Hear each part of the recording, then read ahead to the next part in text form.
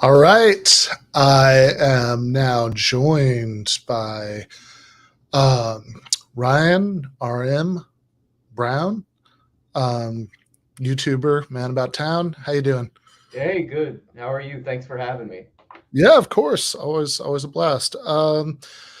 Yeah, I'm all right. So I have yeah, this is actually I think this is the first. No, it's the second. We did a movie thing on Sunday. But yeah, it's the second time been live on YouTube since the weekend before last, where I did a couple things. One was a live show in LA, which was a lot of fun. If you're a patron of this show, or if the other two that co-sponsored it, you have the audio for that. The video is like Tears in the Rain. That's just gone, but you have the audio. And that was a lot of fun, and it was way more fun than the thing I did the day before. So I was actually flying into LA like late Saturday night for the live show on Sunday, because on Saturday I was in Chicago debating one Curtis Yarvin, best known to some by the name of his old blog Mencius Moldbug. And that was yeah, that was, I'm going to be honest, a little annoying, but I'm hoping that the way he handled it was fairly annoying. There were a lot of historical digressions that didn't really go anywhere, and um, there was a lot of like, "Oh, you're trapped in your narrative, man" stuff that sort of reminded me of like an old Reddit post come to life. But with any luck, whenever it does hit YouTube, people will enjoy it anyway. But I will say, so the day before I talked to you, I was on your stream. I was already in my hotel room in Chicago, and we did some Curtis Yarvin background, and then the morning on Saturday morning that weekend, so a few hours before I debated him, I went for a run in Chicago by the hotel where they put me up, and so I was like running along the shore of Lake Michigan, listening to this debate that we're about to watch between Curtis Yarvin and Cenk Uygur. Absolutely. Yeah, it's interesting. There's something here for sure. I'm not totally sure what it is, but I think we're gonna find out in this little watch party we're having here. Yeah. So I should say, I mean, I think most of this people will get very quickly once they actually start watching. But Curtis is a reactionary, and that's not even me saying it, although it is also me saying it. That's like also he's somebody who would like proudly embrace that term. In fact, at the end of my debate with him, at the sort of very end, we were like wrapping up the Q&A and everything. He has this thing about the, like, what has he said, like the US and the Soviet Union were both progressive empires. And I was like, okay, that word means still here. You have to understand that he's just saying, like, all he means by that is like progressive just means like you sort of accept the modern world, that like, because he just rejects the last like few hundred years of human history. And he was like, 250 maybe. So that's Curtis Yarvin's point of view. There is a little bit of slipperiness there, though. I think you'll find it's not totally unambiguously that, because sometimes he really leans into, like, he'll call himself a monarchist. He's just like, last couple hundred years, fuck that, let's just go back. But sometimes I think when he wants to present himself as sounding more reasonable, he'll just present it like, well, he just wants a really strong executive. But that's fine. The Constitution says the president's supposed to be the chief executive, so that's what he wants. Mm-hmm.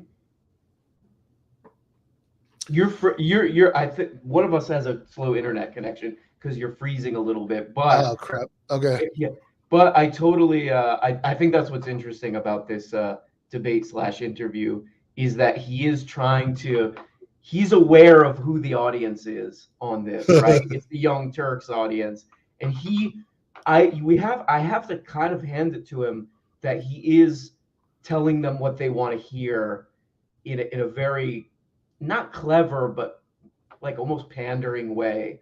So I don't know. To me, this whole, the takeaway from this is that this is sort of a media, somebody trying to maybe expand their audience as a media personality or something. That's like the No, biggest I think takeaway. that's right. Yeah, I think that's right.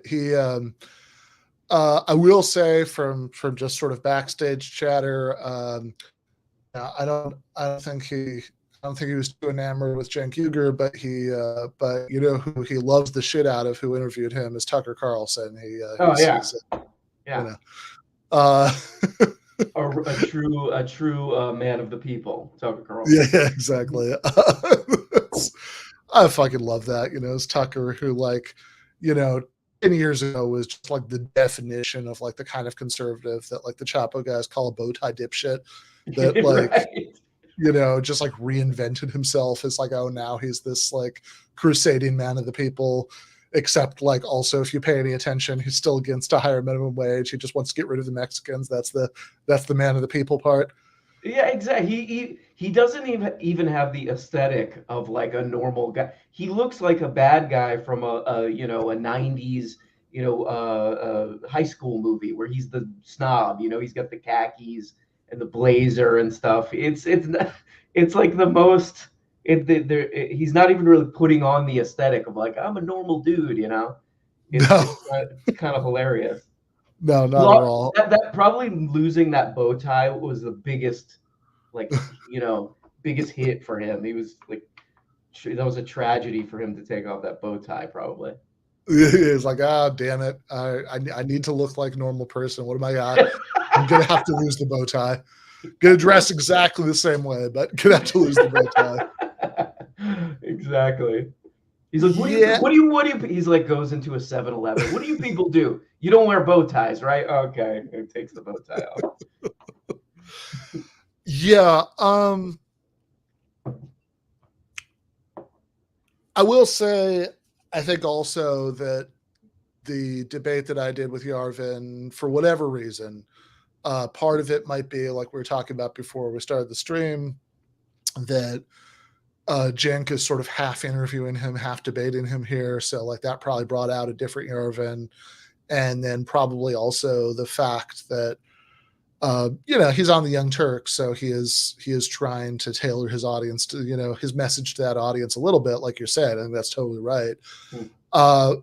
Whereas like, what I was doing was this, there were like a few leftists in the audience, but I mean, certainly not predominantly.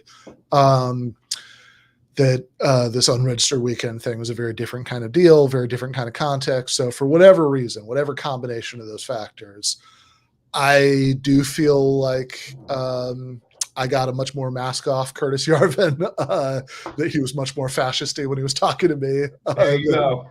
You got the perfect perspective on this, actually. Yeah. Like he doesn't, like he's, yeah, he, because like we ended up spending a long time at the beginning, like a weirdly long time, given that like what the debate was supposed to be about was like his sort of core stuff, right? So it was like the debate was supposed to be like, basically, do we have, is the problem with America too much democracy or too little, right? Like that's more or less it. Right. But what we ended up spending like half an hour going back and forth on was all the stuff about the history of U.S. imperialism in Latin America, because he had, he made some like crazy statements about Haiti very early on, and I jumped on that, and we ended up going back and forth about that for a long time. And he's very he's very clear on believing in like national characters, or like maybe the least fascisty reading of what he was saying, like maybe it's just culture, but maybe wink wink nudge nudge, it's something else. So that's the that's the Yarvin I got. But But anyway, people can, people, and also I will say it was very helpful that he, I do think he reads a lot, but also it was just very helpful that he kept on bringing up stuff that I had literally was just fresh in my mind because I had just finished reading about last week. So I could be like, well, I don't think any of that's right. I actually remember this pretty specifically. So anyway, all of that's about the conversation I had with him. We will obviously play that as soon as it's out. But right now we should get going on Yarvin and Cenk. Here we go. Some have called him a right-wing philosopher. Some say that he's in favor of bringing back a monarchy.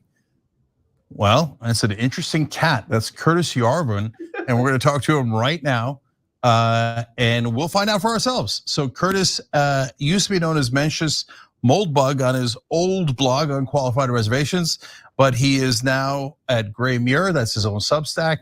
Curtis, welcome. All right, it's a pleasure to be on your show, Cenk. All right, God bless. So ironic. First, let's start with why you've been in the news recently. So folks like Peter Thiel, who's a right-wing billionaire in Silicon Valley, Blake Masters, who's running for Senate in Arizona, and JD Vance, running for Senate in Ohio, have praised you, have mentioned your work, and there's been reports that you guys hang out. So let's just discuss that for a second, then we'll get to your ideas. I'm super curious to see if you really do believe in a monarchy, et cetera, and why. But is it true, or are you?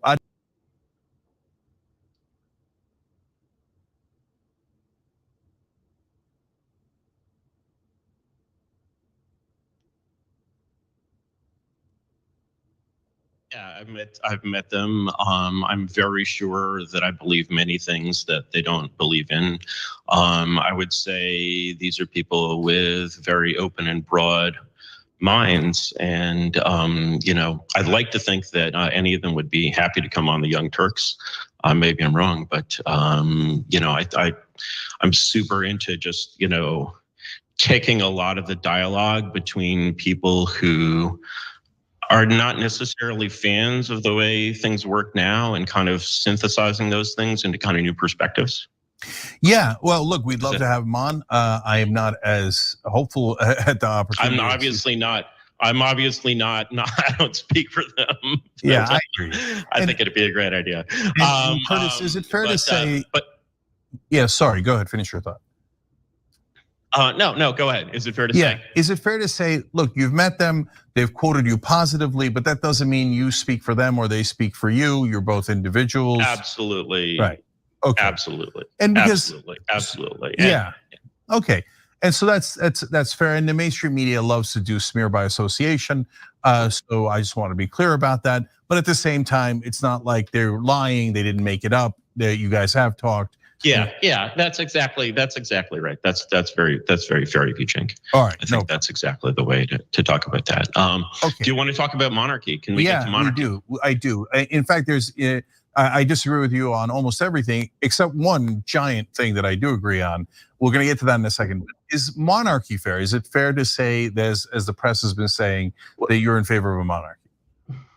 Yes, it's definitely fair. And but the thing is, you have to use the word monarchy in the right way, and literally just use it in its meaning as the rule of one. And so I think for most of the Young Turks audience, when they think of monarchy in that sense, they probably go straight to Hitler, maybe Henry VIII, Mussolini, right? That's sort of their picture of the rule of one. And it's certainly true that those people, existed, basically as described. But I think as an American, and especially as a blue state American, proud brown graduate here, New York Jew, I think that the right person to think of when you think of an American monarch is to think of FDR. And when you're looking at FDR, you're looking at someone who really was effectively the CEO of Washington, D.C. I mean, there were little stubborn pockets of like old guard resistance, and like state and army that kind of defied him to some extent, but he really ran the place. And of course, anyone who's an American progressive, and honestly, most American conservatives, really revere FDR. So when you say America needs a new FDR, you're sounding, I think, a little less controversial. But yeah, this might not be a bad place to stop and weigh in just a little bit, because you're right. You do sound less controversial, but that's also because what people think when you say that is not that you think the president should have unlimited power. Yeah, exactly. And it's also, to me, like when I listened to this, like right when I heard it and he started talking about FDR, I was like, okay, he's playing to the audience, because it's the Young Turks. It's going to be mostly social democrats, right? So you pick FDR. FDR, that's a good one, right? Okay, but like that's not the guy that you're giving an example, but that's not the guy you would pick, right? Like, given what we know about you and your other views and who you're associated with and who pays you. So why did you pick FDR? Because this audience likes FDR. I feel like this is just like a total like PR move, or him trying to like wash this kind of reactionary idea he has, which is like a giveaway right away, I think. I think so, yeah. I mean, obviously, Yarvin and his patron Peter Thiel, and his buddies in whatever the dime square scene and the Vance and Masters campaigns do not want anything like FDR like policies, and it's also just like it's just a weird equivocation, because think, okay, what's the sense in which FDR ran Washington? That he was really popular and he had a majority in Congress, and so he was able to get like tons of legislation through very quickly. Like that's the sense in which he ran Washington. But like that's not that it's not that Congress didn't have the power to stop him from doing things. It's that like his party controlled Congress, and like he was incredibly popular in his party. So like like he could get lots of stuff through, but that's a very different thing from saying that he just unilaterally had the power to do whatever he wanted. Yeah, absolutely. And you could probably speak to this more. I feel like you know more about this. But there was a lot of pressure from socialists and communists, right? In the US during this time. It wasn't just like a cool guy came in and he was so cool and so smart that he did this. It's similar to how this pre-Civil War, a kind of social pressure against slavery.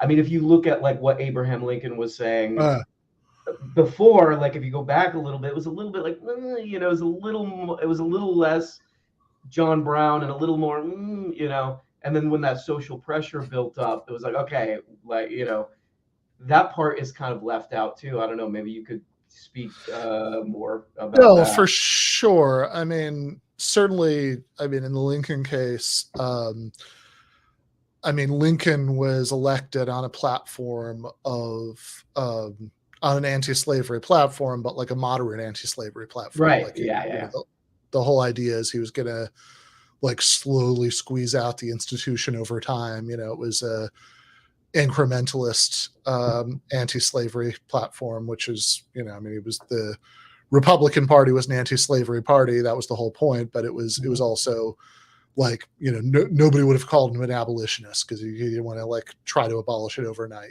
That's but wanted to stop. It was largely like what kind of was that social pressure that became bigger and bigger. That was an important force, right? I mean, wouldn't we have to say that in the FDR case too? Or I could be wrong. I could not be totally right about that. Yeah, I think in the Lincoln case, probably more than anything. It's certainly true that he did have more, radical Republicans and abolitionists breathing down his neck, and that was a factor. But I also think just more than anything else, like, the fact that the South seceded and started a war, and just sort of Right. the imperatives of winning the war. Like I think the situation had a logic of its own, and he ended up moving much faster than he would have otherwise. Right. Yeah, that makes sense. But I mean, I think in the I think that in the FDR case, like, I think there's a version of this that socialists and communists tell ourselves that's probably not quite historically accurate, that's like things were like so broken down that like we would have like had a communist revolution or something if not for the New Deal. I don't think that's reality. But I do think there's a little bit of truth to it. Like I think what is true is that like FDR really, if anything, there's like in a way, there's like a bigger gap between what he ran on and what he ended up doing in the FDR case than in the Lincoln case, because FDR was a pretty moderate Democrat in 1932, but then when he came in, as he was coming in, the economy was breaking down in such crazy ways that it seemed like there was going to be a lot more social instability and chaos if they didn't do something. Right. So when people talk about that, they were, like the Keynesian thing of they were actually trying to save capitalism rather than, hey, we're going to do a new system. That makes sense to me too. Like, just like, okay, like we're either going to totally have a societal breakdown or we save capitalism with these obvious Keynesian policies, right? Is that sort of? Yeah, I think so. Like, I think that, to a certain extent, they're making it up while it was going along. And like, that was like part of why Congress was so willing to like rubber stamp stuff in the first couple of years of the New Deal, that because the overall situation was so bad, that's like, okay, well, whatever you got to do here, like you have this popular president who's, in what's seen as an emergency situation. So people kind of go along with, with like whatever, like, especially because the measures themselves are so popular. But like, yeah, I mean, I think that certainly when he first came in, like if you read like Robert Caro's LBJ books, the stuff where he talks about this in there, when he first came in, there was this like crazy like bank crisis going on where people like in rural areas were like literally doing things like marching with pitchforks on the banks because they couldn't get their money out. And so I think that, I think that like because of the emergency situation, which wasn't an emergency, like again, like there was gonna, in the United States, by global standards, even at the absolute height of the communist movement, it was like pretty tiny, compared to other countries, but like it was still, so I don't know that was exactly the concern, but I mean, certainly that things were going to be much more chaotic, and, probably that there would have been a lot more social breakdown and violence as the economic situation continued to deteriorate. That is part of it. And also, I mean, the fact that he did have, I think the other thing that's a German truth in it, like, is that there was a really militant labor movement that, he sort of the Roosevelt administration sometimes tried to tamp down on. It would like try to promote labor peace and get people to go home or whatever. But also there were times where reactionaries, including like the vice president, who ended up turning pretty hard against FDR, Cactus Jack, from the right, like we're really encouraging him to like send in the troops and start shooting strikers, and he ended up not doing that and sort of actually allying with them to a certain extent. So whatever. It's like weird, complicated history. I think it's not. I think that there's a version of it that you get from a lot of Marxists that probably like overstates how much that was sort of how much pressure was meaningfully, like what the like threat from the left really was. But I also think there's like a version of it from a lot of like left liberals who get stars in their eyes whenever they hear FDR's name that probably understates it, so I don't know. That's probably I mean, like with anything, it's probably a little bit of a combination, but that's the thing that makes sense to me is just like, well, it's a crisis, you have to do something, Yeah, and this is like just like how we have to save this system, basically. totally. Um, And I should also say, like, it is worth emphasizing that, like, the first couple years of the Roosevelt administration, because it was such a crisis and FDR was so popular and everything, Congress really would go along with whatever. But I mean, that's not true throughout the whole history by any means. You know, that there were like, I mean, there are places where the agenda really got blocked because they couldn't get through more. There are places where, you know, the Supreme Court famously struck a bunch of it down. There were some like really ugly, nasty compromises that they had to make with Southern Democrats to get them to go along with some of the stuff, you know. So, right. I mean, I think portraying it like the weird move that Yarvin is making here, where he's sort of like, he's using this like right wing trope about the New Deal. That's like, oh, FDR was like a dictator.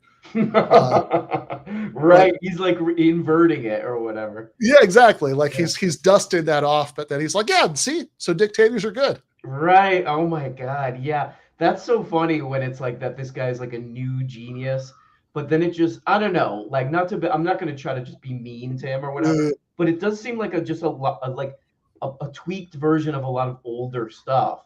Like I didn't even think of that, but that's such a smart way to put it, is that he's doing the FDR was a dictator, you know, forcing everybody to do things, but he's like, but oh no, but like that's good that like yeah, it's kind of weird. He's just doing he's playing the hits in a like a different tune. Yeah, he's playing the hits, but he's doing this weird remix of it that's like, yeah.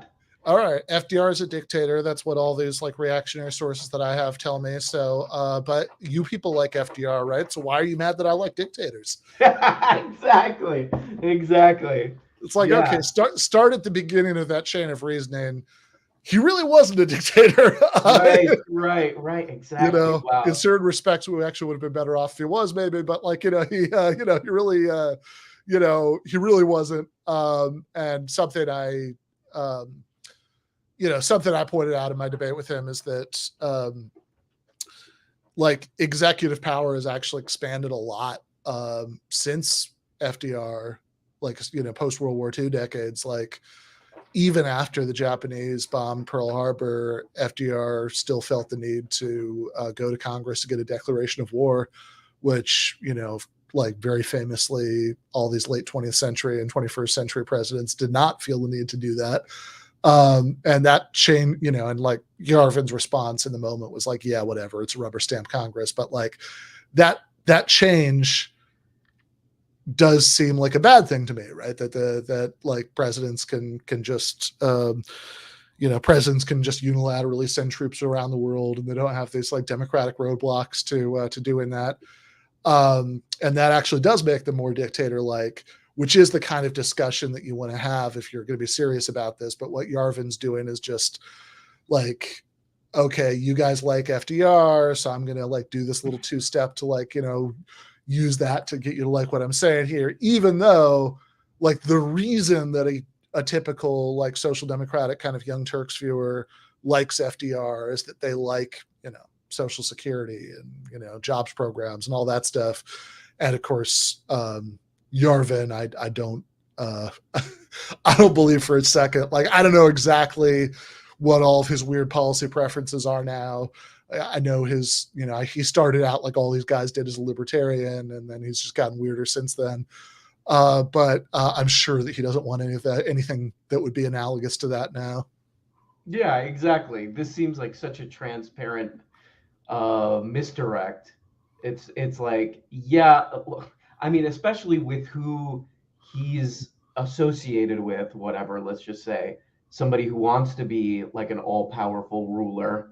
It's like, yeah, I think we kind of see which direction you want to take this, not the FDR direction. Or like, has this guy ever, like, is he a Bernie supporter? Because Bernie always struck me as very New Deal, like a kind of a New Deal. Is he a I mean, clearly not, right? I mean, yeah, exactly. Like none of that. is he super into the Green New Deal from like a grassroots level? Because that would be right along these lines if he's an FDR guy. Like, it just doesn't add up to me at all. Yeah, exactly. All right, let's keep going. For you, Cenk, the person that I would love to talk to you about is Mustafa Kemal, Ataturk. And so what would you say if I said America needs an Ataturk? Yeah, I would say that that is probably not the appropriate analogy at this point. And so you could make that analogy about George Washington before we got a constitutional form of government. After we got a constitutional form of government, then that analogy falls apart. Just want to quickly say that Ataturk committed genocide and keep going. And I certainly don't think that we need one now. Well, if you look at the change in the way in what Washington, D.C. went through, between Hoover and FDR, it's almost like a regime change. It's like a different system of government almost has been created on top of the old system. And it was very, when I try to explain the New Deal to like Silicon Valley people, I'm like, it was like Washington, but it was a startup. And they're just like, what? Like their minds are completely blown by that. Yeah. And this sort of like old, rotting old Washington that I grew up in because my dad was in the Foreign Service. Like I'm a sort of deep state brat. The Washington that I grew up in is kind of the rotting carcass of this amazing, amazing thing that in the 1930s, like literally conquered the frickin' world. And, I think the best example of that I know is my mother worked for many years at DOE, the Department of Energy. And the Department of Energy is literally the successor to the most effective engineering project of all time, government project. You might have heard of it. It was called the Manhattan Project. And, for like my libertarian friends in Silicon Valley, I'm like, well, if the government can't do things right, then explain the Manhattan Project. And they find that a really hard challenge. But then, when you look at the inside of the Manhattan Project, it ran exactly like a Silicon Valley startup, right down to having the like technical and the non-technical management. So it's just like, it's possible to imagine a Washington that is much, much more effective than the Washington we have now. But it always leads up to having basically a CEO at the top who can effectively reinvent the place. Yeah. And, I think that CEO, one of the things that I was saying recently that really disturbed some of my right-wing fans is I'm like, that CEO, whoever that is who reorganizes this like giant lecherous mess, doesn't have to be, you're like mad at this, Washington because Washington is like terrible for right wingers, right? For red states. Yeah, there's some animosity there considering as 99% of the people in the deep state are blue staters. But like the real problem is not the animosity. The real problem is that it just sucks. And so, that of it has to be a sort of bipartisan, it has to be something where just by the whole thing, you almost make the red versus blue conflict really go away. And just imagining an America without like any race wars or class wars or culture wars or whatever, is like, if the price I have to pay for that is like America needs an Ataturk, I'm like, give me Ataturk. Okay. How does that feel sound to you, Cenk? Okay, let me step in. Okay. So we're going to come back to the monarchy, the rule of one, the CEO, president, FDR, et cetera. But I wanted to first like make sure that is what you meant, and it's obvious from your answer that it is. And so, but there's nuance there, and I want to come back to it. But I want to start at the beginning with your critique of the system overall. Okay, as you want to un-F the system, as you just said, although probably. So here's one thing. Hold on. Let me ask the questions, and then we'll. I will not try to. Okay. Step it in. So you. Controlling the debate, Slow down. There's so much of that. Sorry, I just had to point out. One thing, I'm not a debater, but I do like. I was interested in watching that because Curtis Yarvin just seems like one of those guys who will keep going unless you're really like, yeah, slow down, buddy. Come on, let me step in here. Can confirm. Yeah, he would have just monologued. I'm interested to see your debate because I've watched other stuff with him, and he'll just keep it like an hour. He'll keep going. Yeah.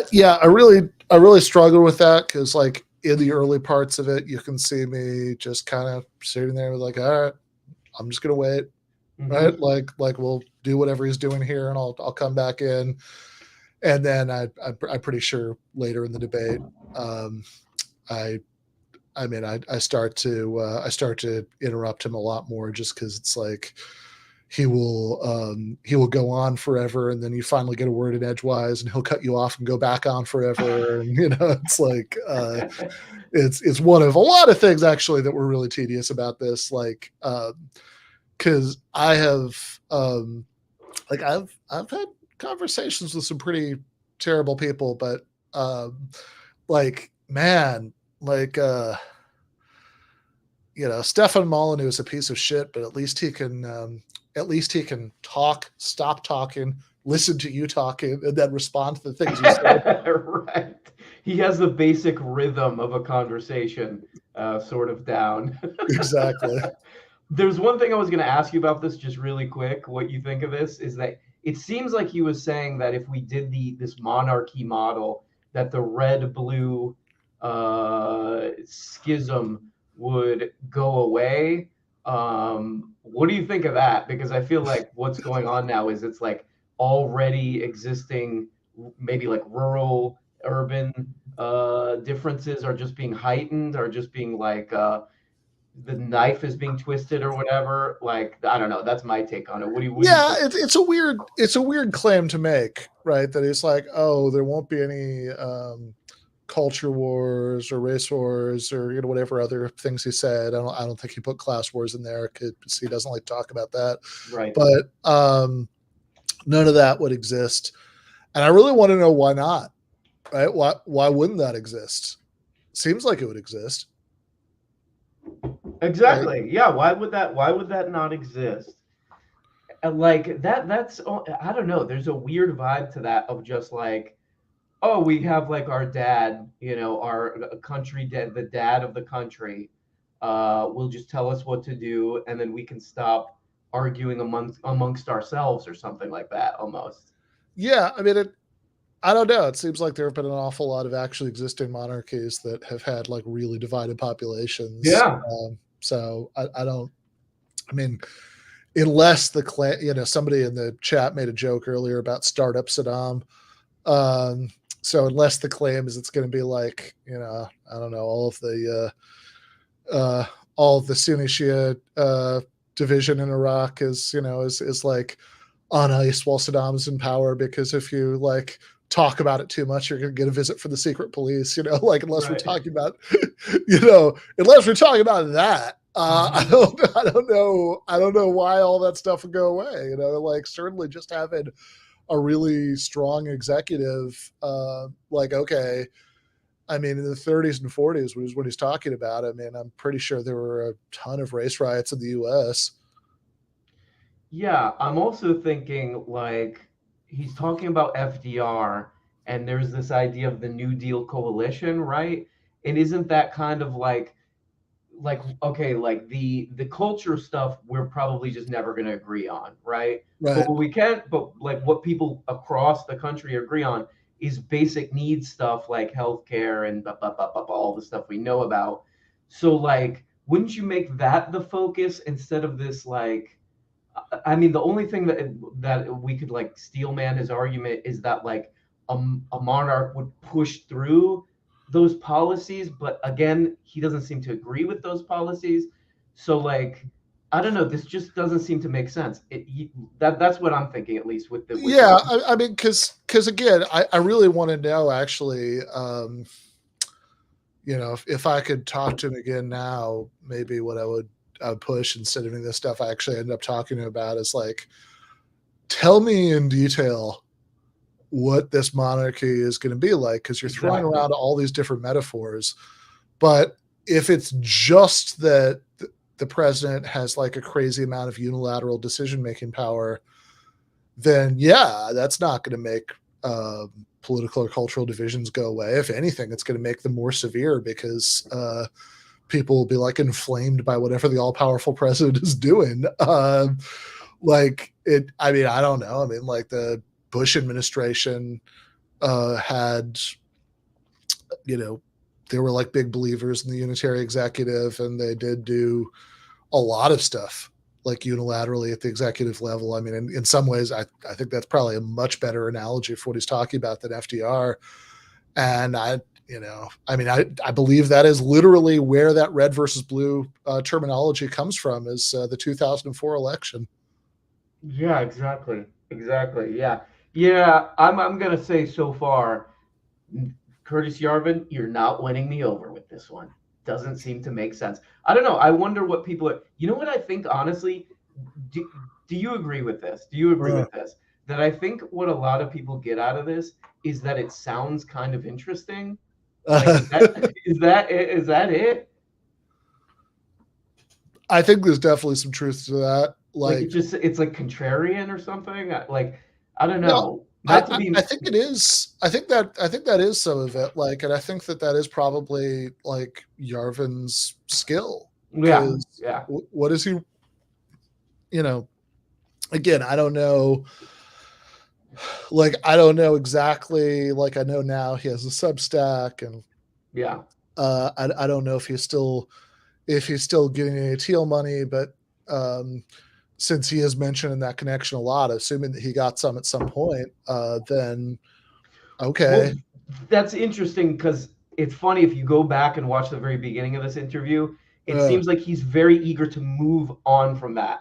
Like, Cenk Uygur wants to establish the friendship or the connection between him and JD Vance and Masters and Peter Thiel, and he's like, "That's fine. Let's go. If you watch, so yeah, I don't know. I think probably money is a big part of this. I was thinking about that with Glenn Greenwald too. Is that Glenn Greenwald has done? He did pretty good work with the Intercept Lula stuff about all that leaked communication that they were basically, the court was stacked against Lula da Silva. That's awesome. And then you see him go on Tucker Carlson, and he's like acting like he's a Bolsonaro supporter. And when I see that stuff, I'm just like, okay, I guess he's just trying to make money. Like, this is just like, he knows that there's money in this audience or something, you know, like. Yeah, I think I probably have a slightly different take on that one. I think, which is not one I talk about very much because I feel weird doing it, because I do, do have a lot of respect for stuff like that work in Brazil that you're talking about, and the Snowden NSA stuff before that. And also, because look, I mean, Glenn came on this show very early on. He didn't have to do that. Like, I feel weird, shitting on the guy, but I think it's also obvious at a casual glance that, that like the drift, that there are like much larger political differences now than seemed to be the case a couple of years ago. Yeah. But I think, like, what bothers me about Glenn's stuff now more than anything, and some of those clips that I've seen where he's talking about Brazil with Carlson do seem really weird to me, and like, I don't know how they fit into to what he always thought about that, but like, just the sort of day-to-day stuff about American politics is that it's super reactive, like, in a way that if you were reading Glenn Greenwald for as long as I did, like, I mean, I was, I remember during the 2008 election, I had been reading Greenwald, I think, for a little while already at that point. And, what you always appreciated about him is that he always seemed to like have like, I would say, I don't think he had like a materialist analysis of the world or anything like that. That would be my, criticism. But And so there were certain things that he would say, even back in like 2011 or whatever, there were kind of like glimmers. Little red flags were popping up. Yeah, like glimmers of like the kind of large disagreements we'd have now, where he would say things like, "Oh, you know, the Tea Party and Occupy Wall Street really have a lot in common because Okay. you know, like stuff like that, right? You know, Okay. there was a little bit of that even back then, which again I think speaks to what I would see as the lack of this just sort of general materialist analysis of the world. But like what I really appreciated about him is that he wrote and spoke like what he was, just a lawyer, and he was very and there were like certain principles that he cared a lot about, like civil liberties and other things, and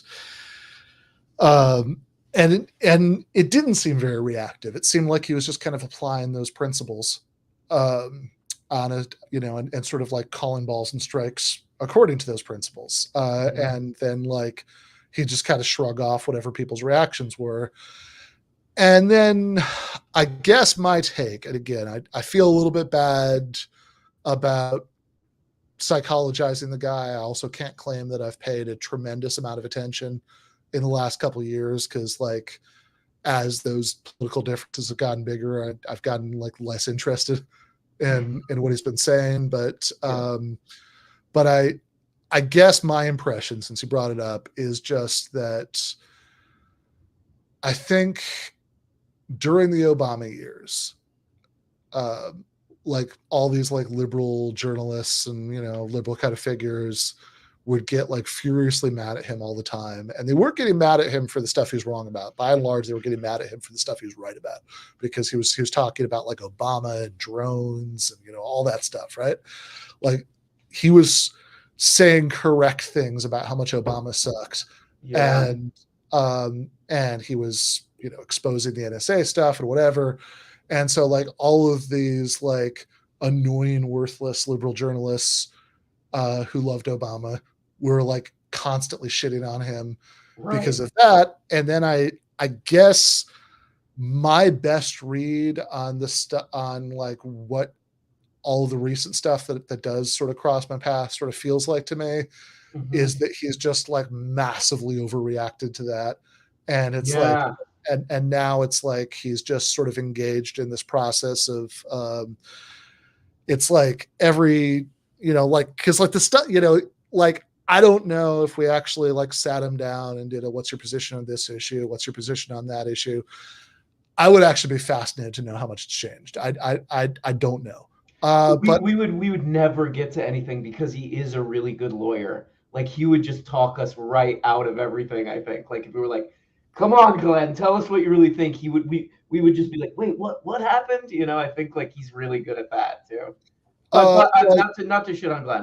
No. I gotcha. What you're saying actually humanizes him a lot. And but I think it's just like, I think again, my best take on this, and like. And look, I will, maybe somebody will clip this and it'll start some shit and whatever, and then it is what it is. It's probably inevitable. But like the reason that I've talked about him so little in the last like I don't know, year and change, especially since sometime in 2021, is like that I find a lot of this stuff really disappointing, because I'll see him totally. Like there's like some stupid little news cycle thing going on, and like I'll see him like going for like, it's always like, again, there is like some of those reasoning skills are still there, like you were talking about. Like he's still like, he can quite often make some kind of like halfway reasonable case for it, but it's like it always seems like the impetus is like, how can I own the libs on this one, right?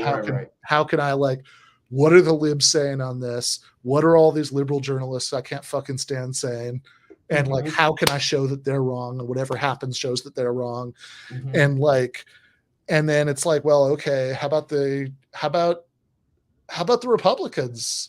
Like they also exist and are, even worse. Like, I mean, how about like Donald Trump, who doubled the rate of drone strikes in Yemen? Like can we like maybe like, maybe like, if can we once every once every like 20 tweets or something. Could we talk about how bad that is? Right? Or like, you know, and it just seems like he, you know, my big criticism of Glenn for a long time, you know, even back when I was talking about him more, is like he would do you know, it just seemed to me that he was taking the bullshit of like these supposed right-wing populists like really seriously. Yeah. You know, be like, oh well, you know, I don't, this Josh Hawley, you know, I think you know, I disagree with him about whether I should be allowed to be married, but he's you know, but I guess, you know, but I guess he must be a socialist about economics, because like sometimes he'll like, you know, squawk a few phrases about corporate power, and it's just like, and that always drove me nuts, because it's like, well, come on, look at any of these guys' policy positions. Look at any of these like stated policy positions. Look at any of these guys' voting records. Like earlier this year, Josh Hawley, Marjorie Taylor Greene, all the like supposed big MAGA populists in Congress, they all voted against capping the price of insulin. Like this is just like just Dickensian like anti-poor people stuff. And you know, but he took their branding way too seriously, and he's like maybe too obsessed with like hating on like the libs who were giving him shit for, you know, throughout the Obama years, to like pay much attention to what was wrong with them, or like he never quite says, you know, like all that stuff drove me crazy. And like it just seems like, especially, you know, since then, it's like, okay, you know, he seems to have this kind of fixation on how much he hates AOC. He brings her up all the time. Yeah. Oh my God. Yeah. And it's like, oh, okay, I get it. Right. Like, I don't, you know, I'm not going to say I don't have like, you know, AOC sometimes says things that are annoying. That's true. Yeah. Right? Fair. But like, also, she didn't vote against capping the price of insulin, and in fact, she supports Medicare for all. And also, if we're gonna do this one, right, like she like let's do the foreign policy stuff. She you know, she voted against, you know, she did vote for the, you know, Ukraine aid packets, and you could criticize her for doing that without putting some kind of conditions on that about diplomacy or whatever. But like, okay, but she's also a pretty consistent no vote for most regular military budgets. You know, like none of these like super Maggie people will just vote against military budgets all the time. It's just like, and it just seems like, okay, are you just going to be driven by who annoys you most in the day-to-day culture war, and then you're just going to like work backwards from there? Because if so, that just seems really boring, and I don't get the point of it. And you're not going to, like, any influence you have in the world is going to largely be bad, because you're going to end up running cover for like the worst people in the world. You're going to do shit like interview Alex Jones, going to give Alex Jones a softball interview. Like I watched that thing, and like Alex Jones, who literally like he said based on nothing that grieving parents were crisis actors. They were harassed, like brutally harassed by his fans for years. The Jones, by the way, is like a pure grifter. Like his I mean, he's literally trying to get clicks so he can sell his like brain tonics and shit like that. like he's like, Jones is like a real full-on 19th century going from town to town selling monorails kind of grifter. And you're like, well, let's see, you probably went too far with the Sandy Hook thing, but you know, you don't like the establishment and the neocons, right? It's like, oh yeah, that's right, Glenn. You know, I don't like them. It's like, just, what are you doing? Why are you doing this? Like, you're gonna be alive once, and if you're gonna spend that life talking about politics, which, you know, plenty of other valid life choices, but if you're gonna do that, like, couldn't you like maybe focus on trying to you know, like trying to like actually you know, like, I don't know, go you know, like, you know, why don't we where's the like just like I don't give a shit that like, oh, AOC like is a little too self-righteous about masks, but look at her being unmasked here. It's like, whatever. Let's talk about Medicare for all. Like, Right. doesn't that matter a little bit more? Yeah, yeah, absolutely. Well, this is what I was going to ask you. Maybe this is a little bit of a ponderous question, but like it looks like the incentive with Glenn Greenwald is like you're looking at this and you're just like, how could this guy say all this stuff and be the same guy from the the Intercept stuff and all that? And like, okay, maybe this again, this is maybe ponderous, but I'm just curious what you think about this. Is like maybe this makes him, and this is why I brought this up in the context of Curtis Yarvin, is that maybe this makes them more empathetic than we're like willing to just say outright, which is that Glenn Greenwald probably got a lot of bump from this, the most popular cable news host, Yeah. which is Tucker Carlson, whose thing is it's fake populist stuff. So it's sometimes framing stuff in a materialist lens, like an aesthetic of speaking truth to power and stuff like Sure. that. And this combination is very popular. Glenn Greenwald goes on that. He notices that he gets a lot of followers, the way that somebody does when they go on Joe Rogan or whatever. Now he has to say things that those followers like. Glenn Greenwald has a family. They live in Brazil. I don't know, maybe he has a lot of expenses. He has to support. I mean, again, you could be right. It's not my read. I don't think that's it. I don't think he. You think he actually believes this stuff? I think that I don't think he's saying anything he doesn't believe, but I also think that what's in the driver's seat is this resentment. Yeah, from the Obama era and all that. Yeah, exactly. Like that is what seems to me to be like, it's like, and look, I mean, there are plenty of people who would like consider themselves to be leftists who have this, I mean, I think the sort of place they end up in isn't as bad, but like they have this, like, they just, it's like you get the sense that like everything they ever think or say is like them trying to like own their like right-wing uncle and like, trying to like whatever incredibly stupid culture war things going on in any given Wednesday, right? It's really important to them that they're like on the other side of it, from Uncle Jim, and that they're, and that like they've shown that he's, bad and wrong and a fascist and all that stuff. And I think that leads people to stupid places too. Although, I would kind of take that if those are the choices, right? I take that. So it's like, I think that what Glenn gets out of Tucker, because like I never had a problem, like, because this was sort of like years and years ago, right? People were already mad, that like he was going on Tucker. I never had a problem with that. Like if he's going on, he's saying things that I like, then like whatever, great, use the platform, right? But I don't.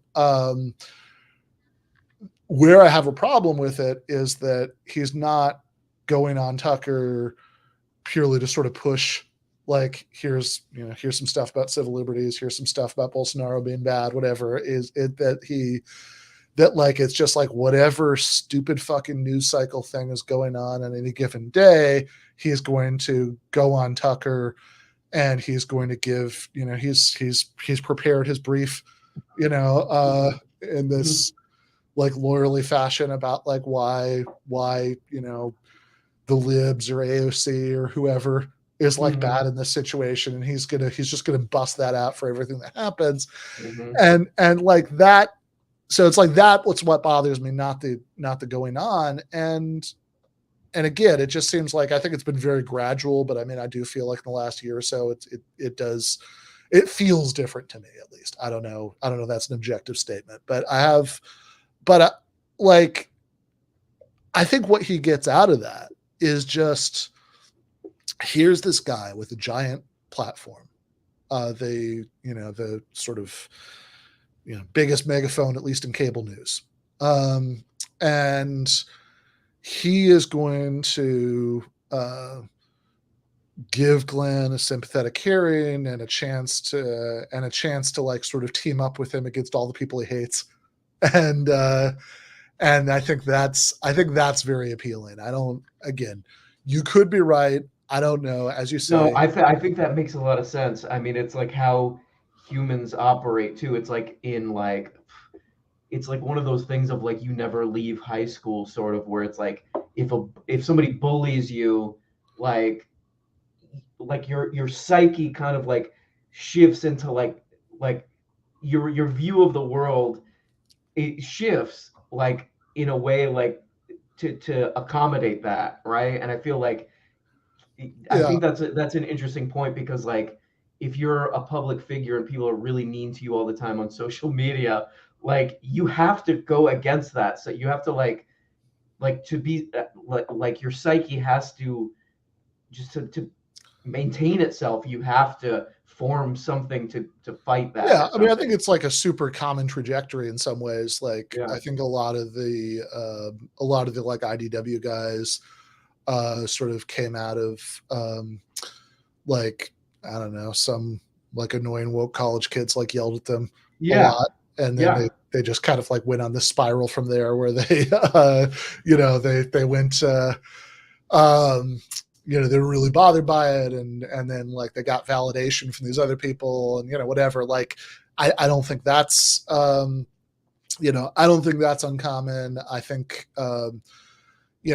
I mean, in fact, actually, look, this is somebody that I don't very often say nice things about it, but I'll say one nice thing about him for a second. Like Sam Harris, I think sucks. The guy has like many horrible views. We actually did an episode once, I believe, called "Sam Harris is Wrong About Everything," which is an overstatement, but there's a lot of truth to it. Meditation. What about meditation? Yeah, but one thing that I will give Harris is that he doesn't seem very audience captured to me. That he seems like everything that was like good, bad, annoying, and exasperating about him in 2012 is exactly the same right now. Right. It's like, yep, he has his like shitty Islamophobic views and et cetera, et cetera, et cetera. That was all there in 2012, but also in 2012 he was like basically a centrist lib about day-to-day American politics, and so he's still that, right? Yep, like he that's where he broke away from his crowd, because he was like, no, I'm not going to be like a weirdo about COVID and say that Trump won the 2020 election. Like, that's right. That would be a really funny Sam Harris arc, though, if he's like, if he just turns into like a groiper or something, but using that same monotone voice, though. Yeah, I mean, again, that'd be great. I have both as a leftist and as like a philosophy guy, there are a million things about Sam Harris I can't stand, but like I will give him credit for that because it's so uncommon compared to a lot of those guys.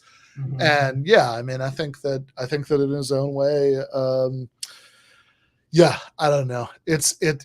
I think it's a waste, and I wish he wouldn't do it. I mean, this is the I guess we'll just wrap this up and go back to Yarvin. Yeah, I derailed this with the Glenn Greenwald thing. Yeah, no, it's okay. I've been not saying this for a really long time, for all those reasons that I kind of started out with. But it's like I guess maybe I'll just like end by circling back to where I started and say, like, look, the guy, I think you can't talk about him without talking about the fact that like he actually has done more good and important stuff than like look, I argue with people on the internet. This guy like took real risks to expose NSA spying, was in like deport Glenn was like a trending topic on Brazilian Twitter for like a year. Wow. Bolsonaro had actually filed charges against him at one point. Like, I forgot about that, right? Yeah. I mean, he's done. I mean, they're like go out to like an armored car because like because like look, their friend Marielle Franco was killed, by right wing paramilitaries in Brazil. So the guy has done real things for which I have a lot of respect. But the stuff that the arc, as the kids would say, that he has been on, I think in some ways, even simultaneously with some of that stuff, but especially in the last couple of years, where he like goes on Tucker Carlson and uses all of his reasoning skills to be like, here's the reason why whatever the lib owning position about whatever stupid news cycle thing is happening right now is correct. It's just such a it's such a tremendous waste of what he does, and I would I don't know, man. Maybe he should take one of those Sam Harris meditation classes and recenter. You know, I would, if I woke up tomorrow and on Glenn Greenwald's Substack, he was talking about how all of the supposed Republican populists, want to like, cut Medicaid and are actually like way worse than civil liberties, and they all want to start a war with China. Like I would be so happy about that. Like I would be immensely happy, because right now I just feel like, I think actually Noam Chomsky, somebody asked him about what he thought about Glenn, and what he said was it was so, I think the sentence was like, I don't know what's happened to him, but I hope he gets over it. Wait, say it again. I think it was like, I don't know what happened, but I hope he gets over it. I might be slightly misremembering, but it was something like that. So, Yeah, that's pretty good. That's the vibe for sure. Co-signed on that. Back to Yarvin. Yeah. You have a critique of the establishment and you call it the cathedral. And that is actually probably a point of agreement that we have. All the things you just said about the monarchy, I don't agree with at all. I want to be clear to the audience, and I'll come back to it. But the cathedral, what is it and what's wrong with it? Go ahead. Excellent question. So I think a lot of your listeners, left and right, would use a phrase like corporate media. And they would say, what's wrong with the corporate media? And they would say, well, it is clear we can start from a universal belief and agreement that like something is stinky here. Can we agree that something is stinky there? Yeah, absolutely. Like that there's like a stinky. We would call it corporate media, and we do think it sucks. So tell us what you think it is. Let me explain my theory of why it sucks, which is probably different from your theory of why it sucks. A lot of people, when they use the phrase corporate media, are basically referring to kind of a power leakage between the corporate structure and the news desk. And I would say that the one place I think that sort of still runs on this like Daily Planet kind of Superman era kind of model is, of course, the leading newspaper in the world, the New York Times, where I think the Sulzbergers still have some influence. By the way, for everyone out there who considers the New York Times the most reliable source in the world, and it's an amazing institution, they should note the system of governance that's used at the New York Times. It's actually a 5th generation hereditary monarchy, the Sulzberger family. But in any case, if you basically look at the Times, I do believe what sort of the like Sulzberger barons want is basically reflected in the news desk.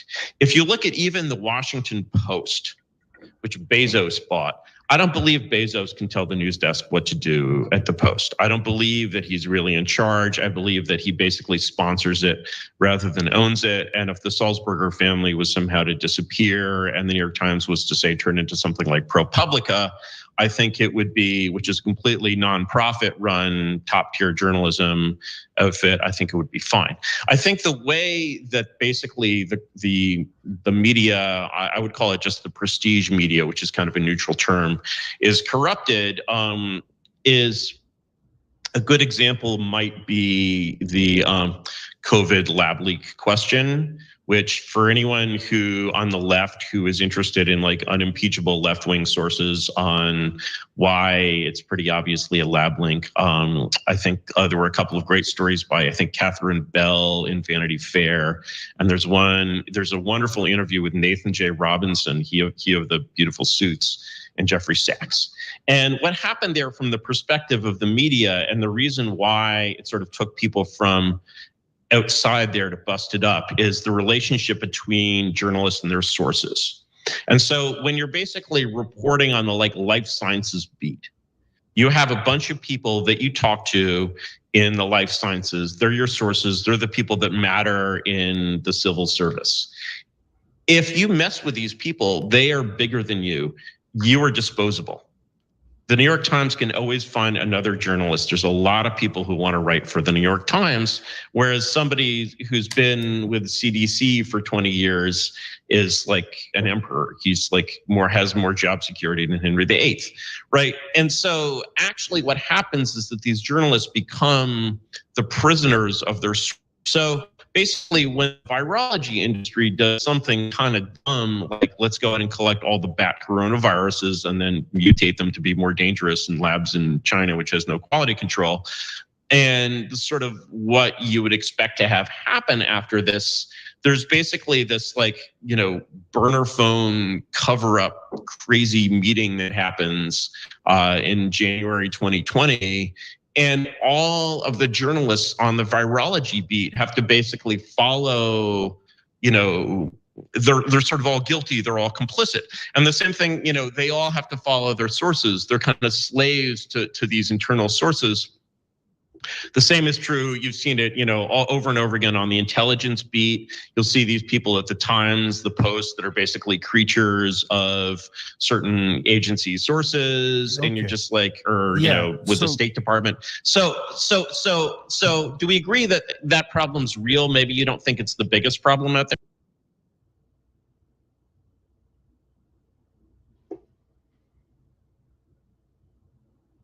So after my 20 minutes of lying on the couch therapeutically venting about my various feelings about Glenn Greenwald, I wasn't. I'm so sorry that I feel like I pushed you into that. My bad. Yeah, it's okay. But after that, I was going to wait a lot longer than this before I paused again. But I know from our conversation over text and before we started recording that I think you're a little bit more up on this than I am. This actually also came up this also came up in my conversation with Yarvin. And you see this a little bit with Cenk. He's very fond of this annoying Socratic, sort of constantly pause. Well, would you agree such and such? Right? It's like, man, just fucking say what you think. And then you can stop talking and then I can say what I think, right? How about that? But anyway, in any case, he did this with me. He was like, oh, do you think that, do you think COVID was a lab leak? And I basically said, I have no idea. Cause this is something that I consume enough online news that I know a little bit about the state of play with this, but in a pretty superficial way. So I think you might actually know more about this than I do. No, yeah. I just went down, a couple, I don't know, months ago when it was really trending in the media, that people were talking about that it was a lab leak and all this stuff. And I was like, okay, I'm hearing a lot about this. I sort of looked into it and then I got really interested in it because, I don't know that it's, and no, I think your answer, by the way, is the exact correct answer. I don't know. No one knows, and we probably will never know for a variety of reasons, exactly, or the case will never be completely closed on a lab leak theory. But the rabbit hole that I went down, it's sort of interesting because, it's like a detective story, which whatever we all like, of trying to track down the origin of a virus. And so is it impossible that it leaked from a lab? No, it's still possible, but there's basically no evidence for it. What's interesting about it is it seems like conservatives are really into that idea and really holding on very tightly to the idea that it leaked from a lab, which is interesting because there's kind of an anti-China element to that. There's a Trump said it, so it must be true element to that. But what I found that I think is the most compelling evidence is there's been a bunch of research from people who specifically their area of expertise is hunting down the origin of viruses. All the good evidence we have so far is that 30 minutes from this Wuhan Institute of Virology that he's talking about, there's a seafood market where all the original cases are like, if you looked at heat map, all the early cases come from. There's also a bunch of evidence of these guys who track down viruses found on like the cutting material, and stuff like that. And then there's other evidence that it's it's like human to or it's animal to human. So all the like most convincing scientific evidence that I found just from going down on a rabbit hole. I'm not an expert, and of course the lab thing is still a possibility. All the convincing scientific evidence so far is there. So I'm just curious why he is so convinced that it's that it came from a lab. Besides, conservatives like to hear that, and there's an anti-China, which is also kind of a conservative thing. Yeah. That's just my take from going down an internet rabbit hole on it. Yeah.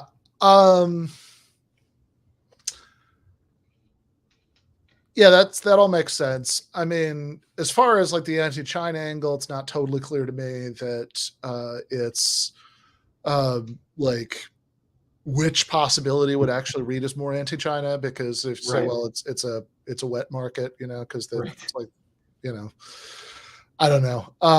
Okay, well, there's one more thing I want to say about that. This is just really quick, and I'm sorry because go nuts. There's a lot of misinformation about this too, and this is just what I found.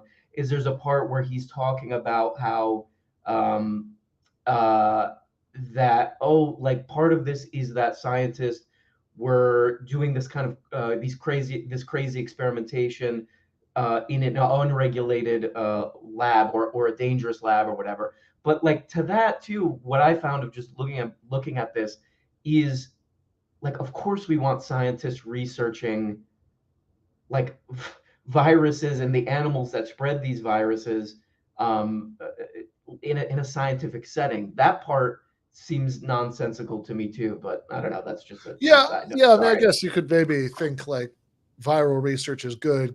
Gain of function research might be too dangerous to be worth the to be worth it. I don't know. Sure. But yeah, I mean, I think as far as why Curtis is so hot in the lab leak, I think some of it is probably just all the stuff you just said. Also interesting, by the way, that, if you think China is really bad, then like, okay, that's, I mean, Xi Jinping is a lot more monarch-like than Joe Biden. Exactly. But yeah, it's also,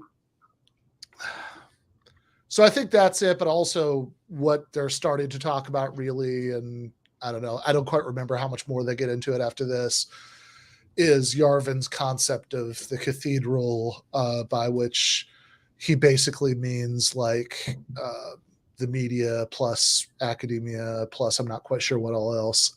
Right. Yeah.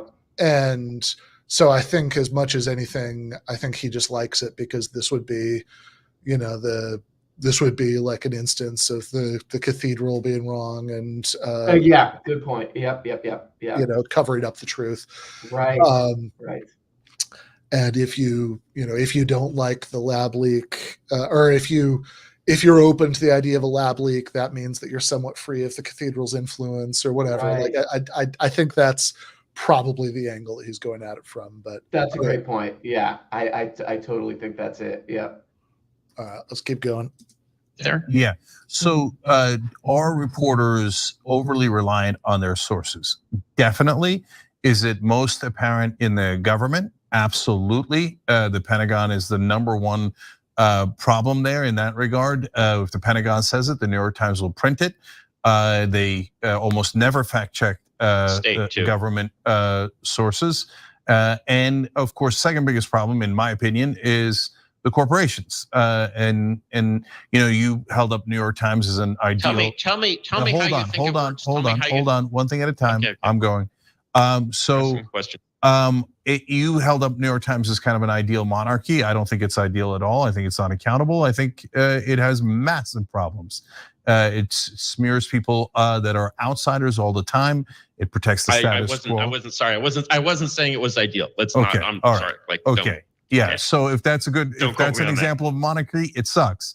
And so, yes. But do I think that access is the number one problem? It's a massive problem. No, I do not think it's anywhere near the number one problem. So I can tell you what I think is the number one problem. Corporate corruption. Yeah, tell me. Yeah, we can at least agree to disagree. Yeah. So what do major for-profit media companies care about? Profit. So there, I solved it. I'm a genius. And it is true of all companies. And when you question the press on it, they get real hurt. And they say, oh, are you saying, this sounds like a conspiracy theory that our giant multi-billion-dollar corporation would like to make money. Okay, yeah, that's my theory. And so what do? They suck up to their advertisers. Their advertisers are almost all corporations with one giant exception. Defense contractors, drug companies, bankers, you name it. So but their number one advertiser is not those guys. Their number one advertiser is politicians. Every 2 years, they dump billions of dollars into mainstream media. And in return, well, first of all, they got that money from other corporations. The corporations are sponsoring the politicians and the media. And in return, the Faustian bargain that mainstream media does is we will never talk about money in politics. We will not tell you that these politicians are corrupt and collecting millions of dollars of checks from corporations and serving them slavishly. We will pretend that issue does not exist, and these are honorable gentlemen who are having honest debates. So what is corrupting the media? The answer is obvious, the money. Can I agree with you about that and disagree in other ways? I feel like that's a critique that is basically very similar to the critiques of sort of pre-prestige journalism that a lot of people made, for example, in the 20s. And I think if you go back in the 20s and you basically compare the firewall between corporate and the news desk at like prestige, places. I'm talking about, I'm not talking about like Gannett or whatever, right? And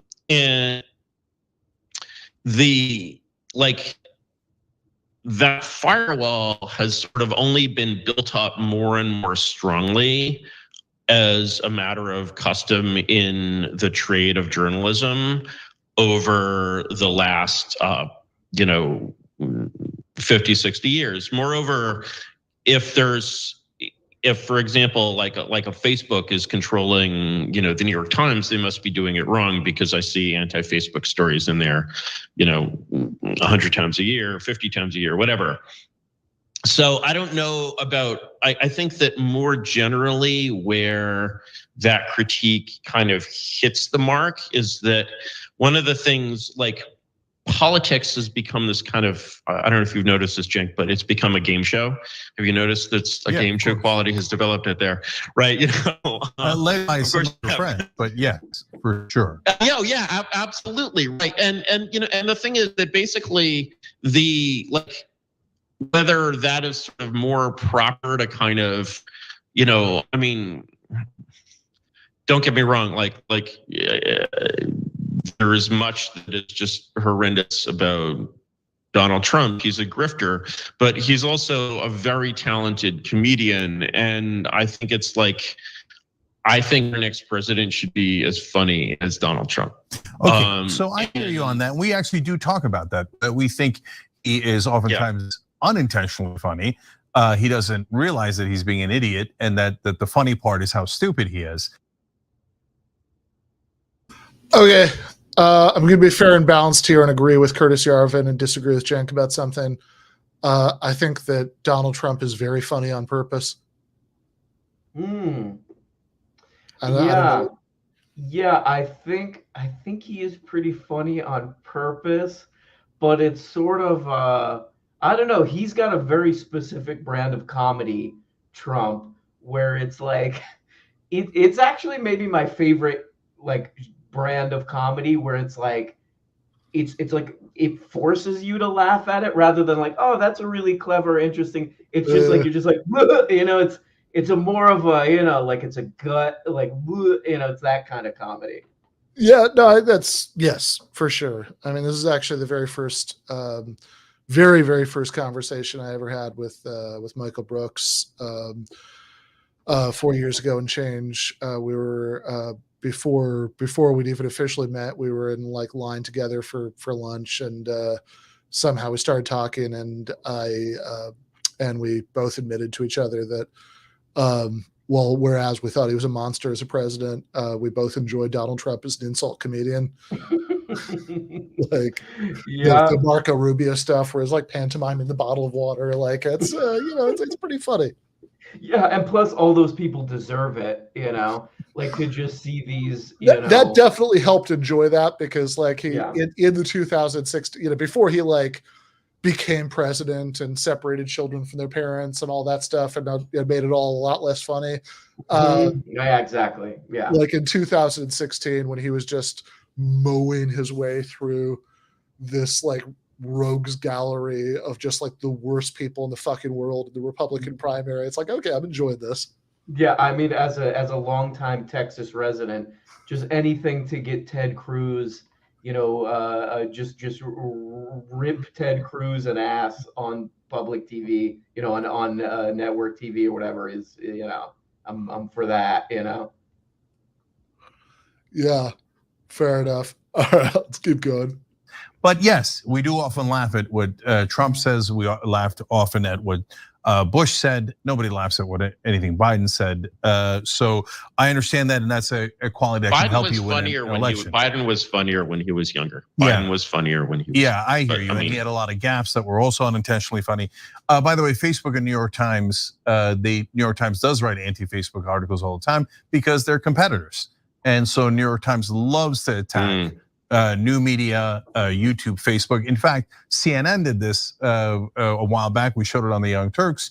They smeared YouTube and Facebook and said, oh my God, these awful people on these online things. You can't trust them at all. And then they sent out their advertising team to tell those same sponsors and advertisers, don't advertise on YouTube and Facebook, advertise on CNN instead. So they do hit jobs, and why is that? That's also connected to the money. So I'm curious though, if you call the cathedral, sure, we call it mainstream media or corporate media or establishment media.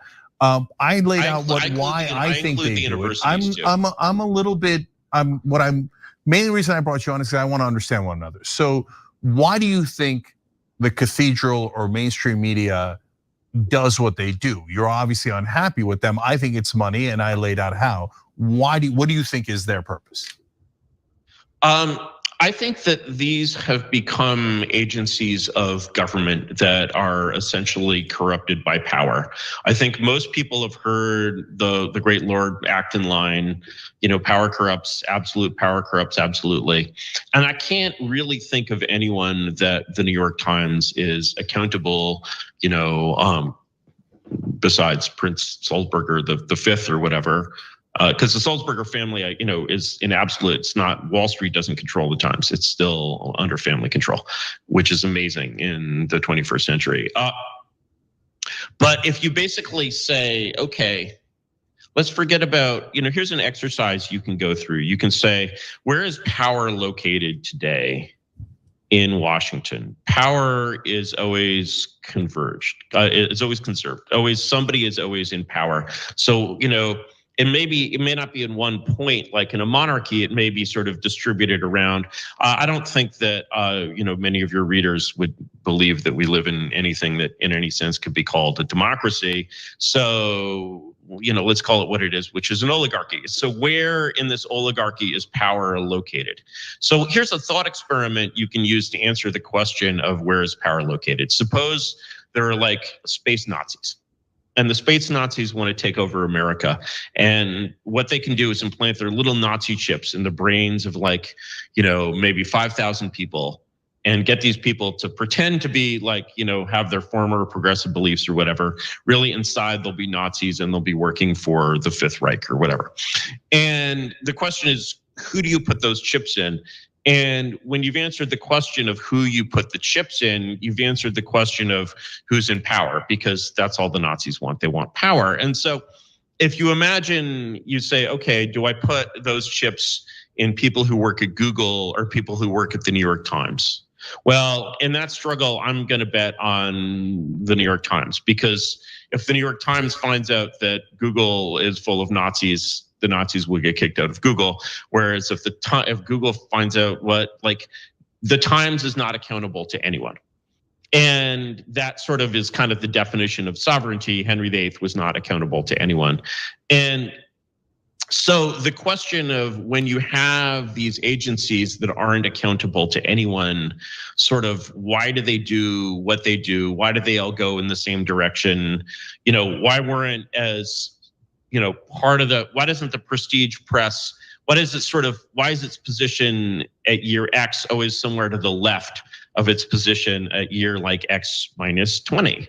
Like, I remember the way people wrote about gay marriage in, say, 1990. It was this wild, crazy idea. And now it's obviously here to stay forever, right? And so, but at least ostensibly, everyone in 1990 was against it, and now they're for it. So that was sort of predictable in a way. Why did that happen? Why did these institutions, and when I say the cathedral, I group together the media and the universities. So there's a case that you could say, well, maybe since the New York Times always trusts Harvard on whatever the science is or whatever, then maybe the Nazis should be at Harvard, and the New York Times will just trust it as they kind of, secretly work to bring about the Fifth Reich. But this is sort of a thought experiment that says, okay, where is the power located? And when we can see that basically the New York Times has a lot of unaccountable power, then we can start, even though it's not even mentioned in the Constitution, right? I would say it's like easily as powerful as the Supreme Court, but it's nowhere in the Constitution. So,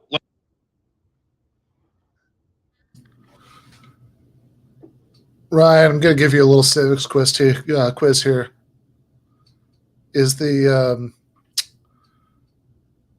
Is freedom of the press mentioned in the Constitution? I don't think so. I need to pull up my pocket Constitution, which I carry around with me. I don't think so. Well, if you pull it out of if you do dig around in your pocket and find your pocket Constitution, skip to the amendments. That would be the first one. Oh no! Oh God! Where they talk about the freedom of the press. I don't know what the fuck Curtis is talking about when he says the media isn't mentioned in the Constitution. It is. In fact, it says that, essentially they won't be accountable to anybody. There will be freedom of the press. Right. I don't. And the Supreme Court actually having the power that it does is not really mentioned in the Constitution, but whatever. Yeah. He also says, I mentioned to you when I was on your stream before the debate that I've been reading through some of his Substack, The Gray Mirror, and in there's a point where he says, well, the president should be the CEO of the country. That's what they say in the Constitution anyway. It's like, no, it doesn't. The concept of a CEO didn't exist in the 1700s. Right. Exactly. That's great. Yeah. It says chief executive, but that means that, the person who's like the top position in the executive, right? That's not, they're not trying to say CEO and they just forgot the officer part. So anyway, all of which is just to say Curtis Yarvin has a lot of strange ideas about what is and isn't in the Constitution. Whatever.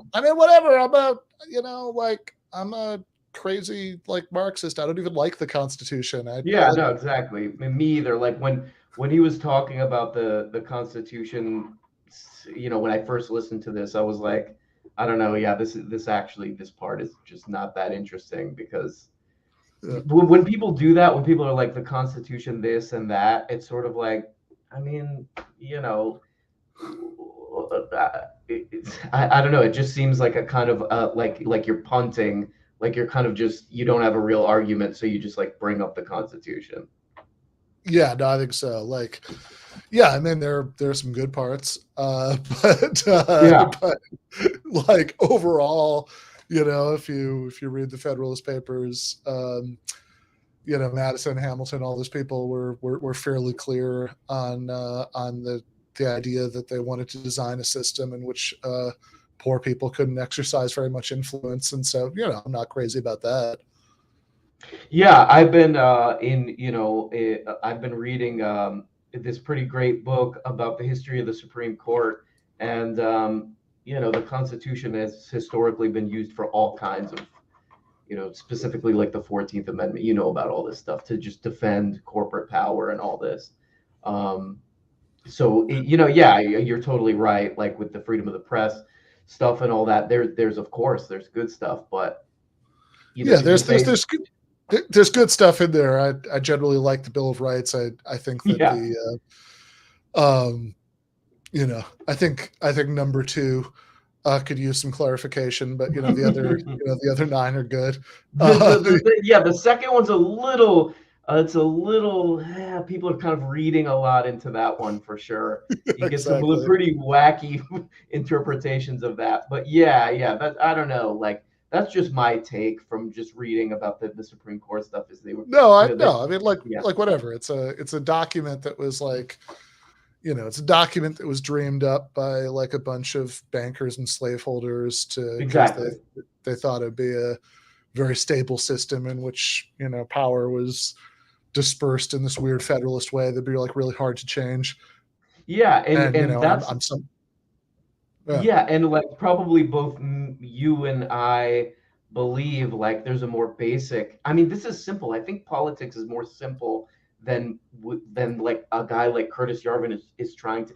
I almost feel like he's a little bit of like a chaos agent or something. Like he's trying to confuse people, because it's like, especially when you bring up the Constitution, it's like we already know like what we should be doing is raising the floor of society, like making life for the average person better. The Constitution is not going to tell you how to do that. The Constitution is going to be used by whoever's in what class position to zodiac their belief onto it, and then like try to enforce that whatever. And I really like that way of putting it, zodiac their belief onto it, because it's also like the other problem with constitutional obsession is that like I remember when I was visiting Jason Miles in Mexico, we had this conversation about this over lunch there, where he was expressing a view about some constitution, some like Supreme Court rulings, and I, like this is a subject that probably brings out my like most simplistic side, because like my view on this is like they just make it up. I mean, like that's like they can, like like a good lawyer can like come up with like a reason why the Constitution says whatever it needs to like say whatever they're saying. Like none of it really matters that much. I mean, that's all just kind of power relationships that it's a political institution. It's sort of constrained by a sense of what it can get away with or whatever. But I mean, like the actual constitutional arguments, to a great, I mean, not an unlimited degree, but like to a really great degree, they just don't matter. It's like, it's like amazing coincidence that like the conservative justices always think that like the conservative outcome in big high profile cases is like the one that the Constitution says. And the liberal justices always think the liberal outcome is the one that the Constitution says. It's, it's like, that's a weird coincidence. You'd think like half the time it would be the other way around. Yeah. Right. So like, it doesn't mean that your view of the world has to be grounded in something else, right? Totally, Like whose side are you on? Are you on the side of the average person, or the historically, like what the Supreme Court has over and over again been on the side of, which is the already wealthy and corporate power and all this? But blah blah blah. But I totally agree with you that the freedom of speech. And freedom of speech is good. Very good. Yes, freedom of speech and freedom of the press are very good. Yeah. Because people should be able to, because I want ordinary people to have access to like everything and be able to make up their own minds, because I think that ordinary people should be able to run things. Mm-hmm. Whereas, I mean, I think, I don't know. I think like, I think the monarchy thing, again, it's ambiguous. Like he's a little slippery about what it actually means. Mm-hmm. Because it's like, okay, is it just that you have a really popular president who has a majority in Congress so they can, like, to a certain extent, do whatever they want, or do you really mean a monarchy? And depending on what mood he's in and what day you catch them on, you're going to get very different answers from Curtis Yarvin. But like, to the closer you get to the monarchy end of the spectrum, the harder it is to take that seriously.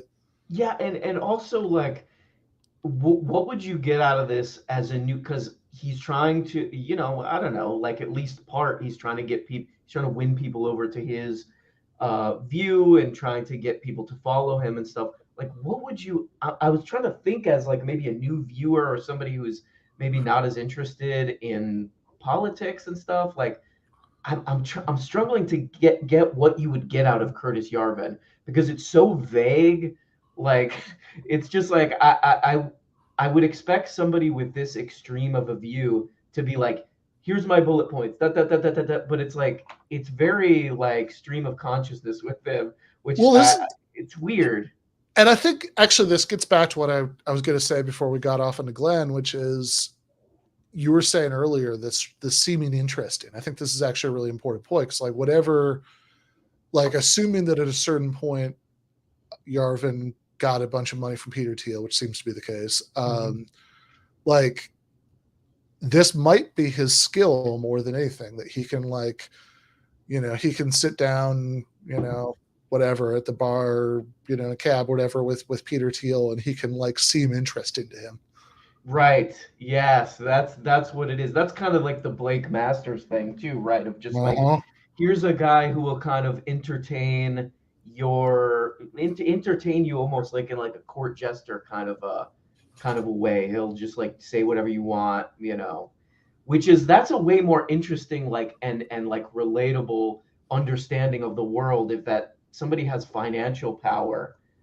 that's kind of where like just in my like experience, my working life experience, I've felt that and understood that over and over again, is that my literal survival is threatened by someone who has more financial power than I do. And this all seems like an obfuscation of that or something when they're all living it at the same time. I don't know. It's bizarre.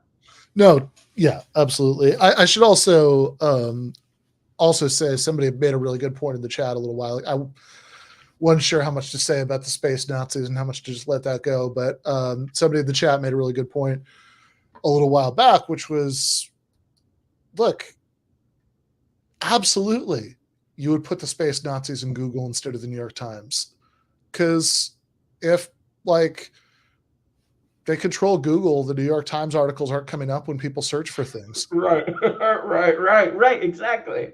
Yeah, see, that's a really getting down to what would actually happen. Like, do you think, like, the only way the New York Times would make more sense is if you think everybody's actually like, reading the physical paper over breakfast in the morning, and it's like, I know there are people who still do that, but it's got to be a pretty distinct minority. Well, I was wondering if when he was saying this is another like winning over the audience tactic of like maybe a lot of the Young Turks audience still thinks the New York Times is like the height of journalism, and that it's like is this another trying to win the audience over thing or something? Or I mean, well, there's that, but there's also like, it's so funny that the cathedral, the thing that's really the power is like basically everything except for corporate power, media, universities, and the government. Yeah, totally. And then it's also, it's the media, but we're not going to talk about who owns the media. Right. Like, he's got his like cutesy little line he loves about how Jeff Bezos funds the Washington Post. He doesn't run it. It's like, no, he does. Like he could just fire the editor-in-chief of the Washington Post tomorrow and replace him with whoever the hell he wanted to. Like there might be an extent to which, like he wouldn't want to or whatever, because like it would like be bad for the prestige of the paper if he did too much of that. But like he could do that. And the more important point is like the really like the Chomsky 101 point that like nobody who was gonna like say anything that would make Jeff Bezos mad at him would like ever get to that position in the first place. Like he doesn't.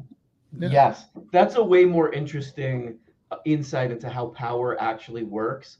Like Jeff Bezos or whoever doesn't need to come over and tell you, hey, this is what we say and this is what you believe. Like it filters down through a social pressure of what you're allowed to say, and you're not even going to get hired if you're not the type of person who will say the things that are allowed. One of the most interesting examples of this, and this is kind of cheesy and silly, but she's been in the news a lot lately, is Candace Owens. He's one of the funniest examples of this. I don't know if you remember, there's an amazing clip. It's one of the greatest moments on social media where I don't know if you remember this. Tell me if you remember this. She went on Joe Rogan's show, and Joe Rogan started talking about climate change, and he brings up some climate change stuff. He's like 87% of scientists believe that. And Candace Owens goes, just so you know, Joe, I don't believe this at all. And Joe Rogan gives her a really hard time. Like, you don't believe this at all. Why not? Or whatever. And she's saying this stuff because she knows she has to defend fossil fuels. She just knows that. She knows how the structure of how this is, how the whole thing is structured, where she works and where her money comes from and blah, blah, blah, that it's implied what you're supposed to do, it's that's how power works. It's not like some guy comes and points at you and says this, No, totally. Well, I mean, I remember when I did my debate with James O'Keefe, and there's a point where the moderator, I think actually in an effort to take down the temperature of, what had gotten pretty tense, asked me this kind of softball question about Jacobin. It's like, oh, how does Jacobin deal with blah, blah, blah, whatever. And, I was still feeling pretty salty about where we'd been just before that. So I was like, well, Jacobin does blah, blah, blah, say some nice things about him. I'm much happier being associated with a media organization like that than I am with, I would be working for, gutter level snitches like Project Veritas. And during that thing, I said something about, Jacobin's not beholden to big donors. And James got really performatively upset and offended by that. He's like, no donor has ever told me, what story to pursue or whatever. It's like, yeah, no shit. They don't have to. If they thought you were the kind of person who had to be told, they wouldn't be giving you all this money in the first place. Exactly. Yeah. Yeah. Exactly. That's, I don't know. It's just like a lot of this stuff is just it makes simple stuff more complicated. He's going on and on, and not saying much, what I mean? I mean, he's going on and on. He loves dwelling in these historical examples and digressions and asking if you believe this or that, or here's a hypothetical about space Nazis, who I guess he doesn't, he's, I guess must be bad, although I'm not quite clear why from his perspective, but whatever. But yeah, I mean, basic issues about how resources are distributed and who benefits from that and who doesn't benefit from that. Yeah, no, it all serves to completely, to completely obfuscate that.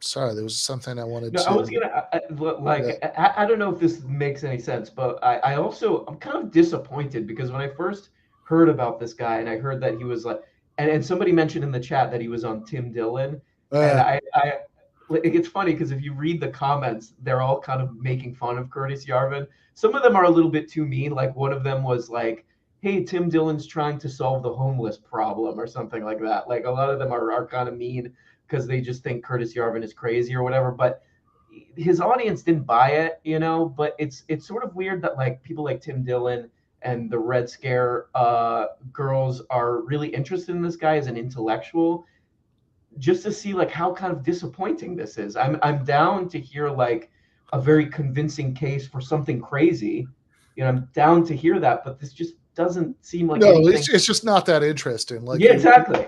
Yeah, I mean, right, exactly. Like, yeah, because because people talk about this guy as if this is this like really dark, interesting, like this is gonna be their like super evil intellectual for 2022. That we had the last century we had Heidegger and Carl Schmitt. Right. And, Yeah. now Yeah. now we got this guy. All right, let's watch some more. Like, how do you basically analyze a system that works that way in terms of basically the real structure of power? Because do you agree with the results of that experiment, at least? Like, who has power in that sense? Yeah, I know exactly where the chips would go. I know exactly who holds power, but and I'm going to Where would you put them? Where would you put them? I'm going to explain that in 1 minute, but I want to make sure that I understand your answer. Are you saying you would put it in academia and in the media, that's where the power actually lies? I think that you would spread it around between academia, the media, and kind of the highest levels of the civil service. If you wanted to basically Nazify, like, say, disease control, you'd basically pick about 20 virologists. You'd say Dr. Fauci, maybe Dr. Fauci's staff. You'd say maybe the people on Congress on the Hill that help fund Dr. Fauci. They're sort of all spread around. In order for the whole sort of system to work, you need people spread around between the media, academia, and the civil service, all of which are areas from which like no force can dislodge them. Yeah. And they're not, these circles, these loops are just not, virology isn't accountable to anyone. Like, I don't expect you to come out and say, I agree that there was a lab leak. I know it's controversial, right?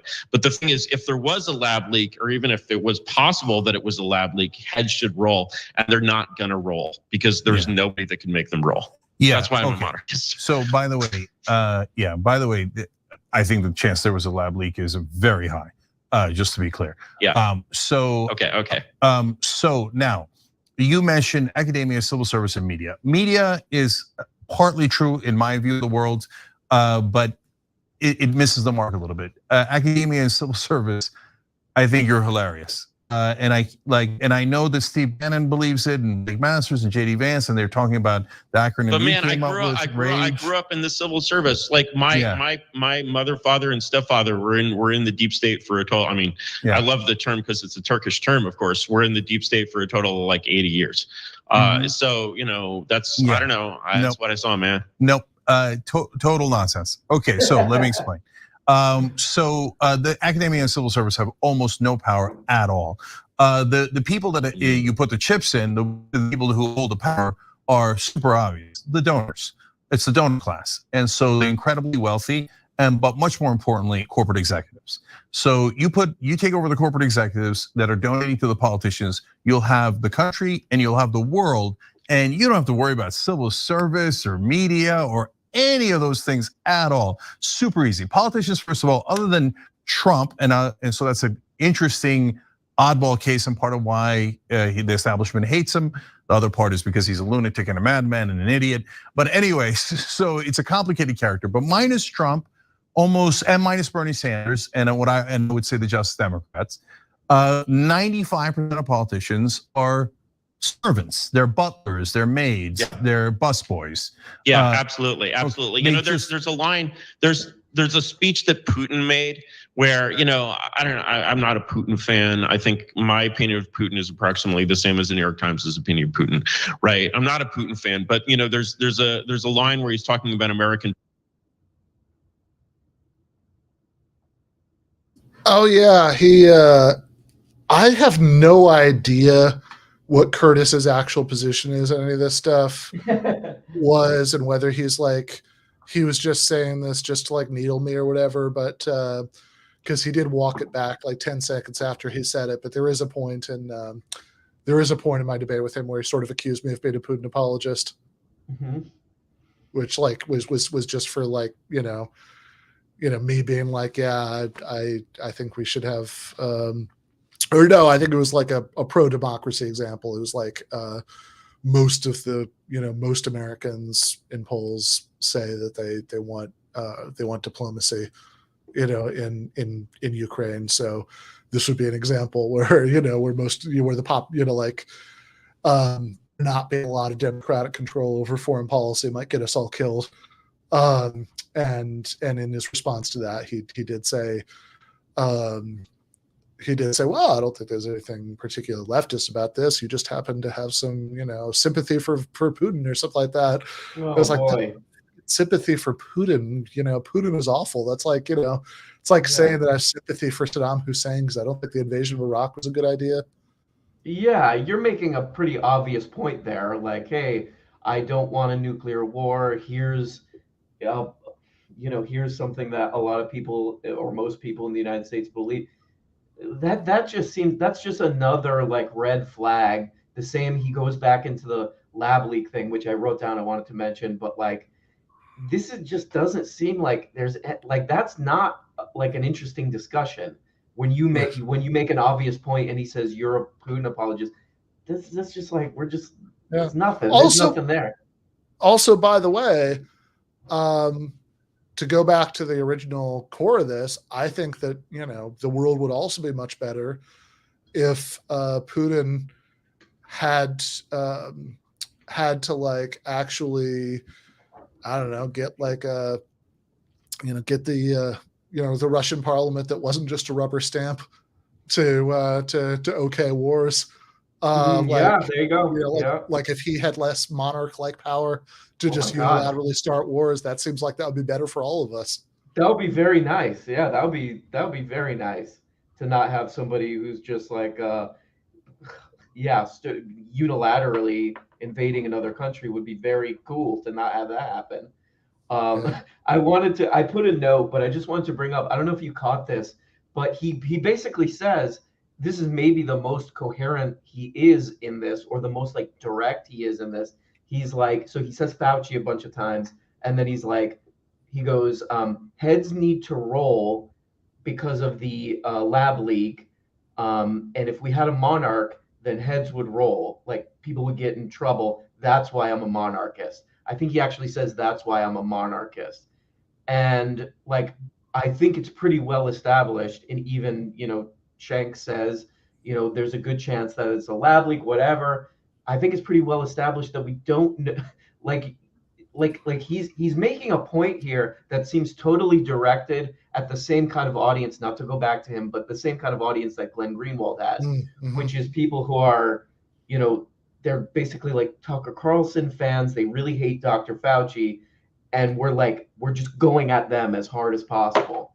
That's the vibe I get, because you're basing you're basing this extreme view that you've poked a million holes in already.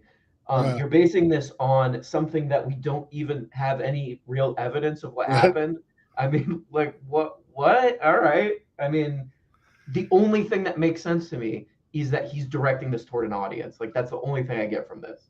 Yeah, I think he has this. Even though it's weird because there are parts of this where he's trying to pander to the Young Turks audience, there's also just, part of why he's obsessed. Yeah, I don't know. It's weird. Part of I agree. He's like very, I don't know, Carlson pilled, I guess, or something. So because he does share, despite those sort of weird things that he said earlier about how well. Actually, he did a sort of weird version at the beginning of this of like the Obama 2004 thing, right? There's no red America or blue America. There's the United States of America. He kind of did his monarchist version of that before, but it's like, no, You're just like obsessed with this culture war stuff that like, you hate Fauci because conservatives hate Fauci. And it's, I don't love Fauci. Actually, yeah, me either. Yeah. I liked Sam Edler-Bell's article where he, I brought him on to interview about Fauci, but also I don't. Yeah, it's a weird obsession, and I also and yeah, I think Cenk is basically right about the like civil servants, depending on what kind we're talking about, some power, like certainly if the bureaucracy that you're trying to use to enforce something is just like massively not on board, that can make it very hard to do what you're doing. But if it's they certainly can initiate new stuff on their own. Yeah. But like academics, I mean, Jesus, I've like academics have less power than like anybody does. That's not like nobody. Yeah, trust me when I say that like academics, like what academics think, I think has like almost no influence on anything that actually happens. I mean, isn't he like, couldn't me and you, couldn't we come up with our own version of the cathedral where Curtis Yarvin is like the ultimate example? Like he's, I mean, we know, okay, we can't look at his bank account or whatever, but we know kind of who he's connected to, and he's trying to spread a message that seems very, at very least, very, very accepted by these very wealthy people.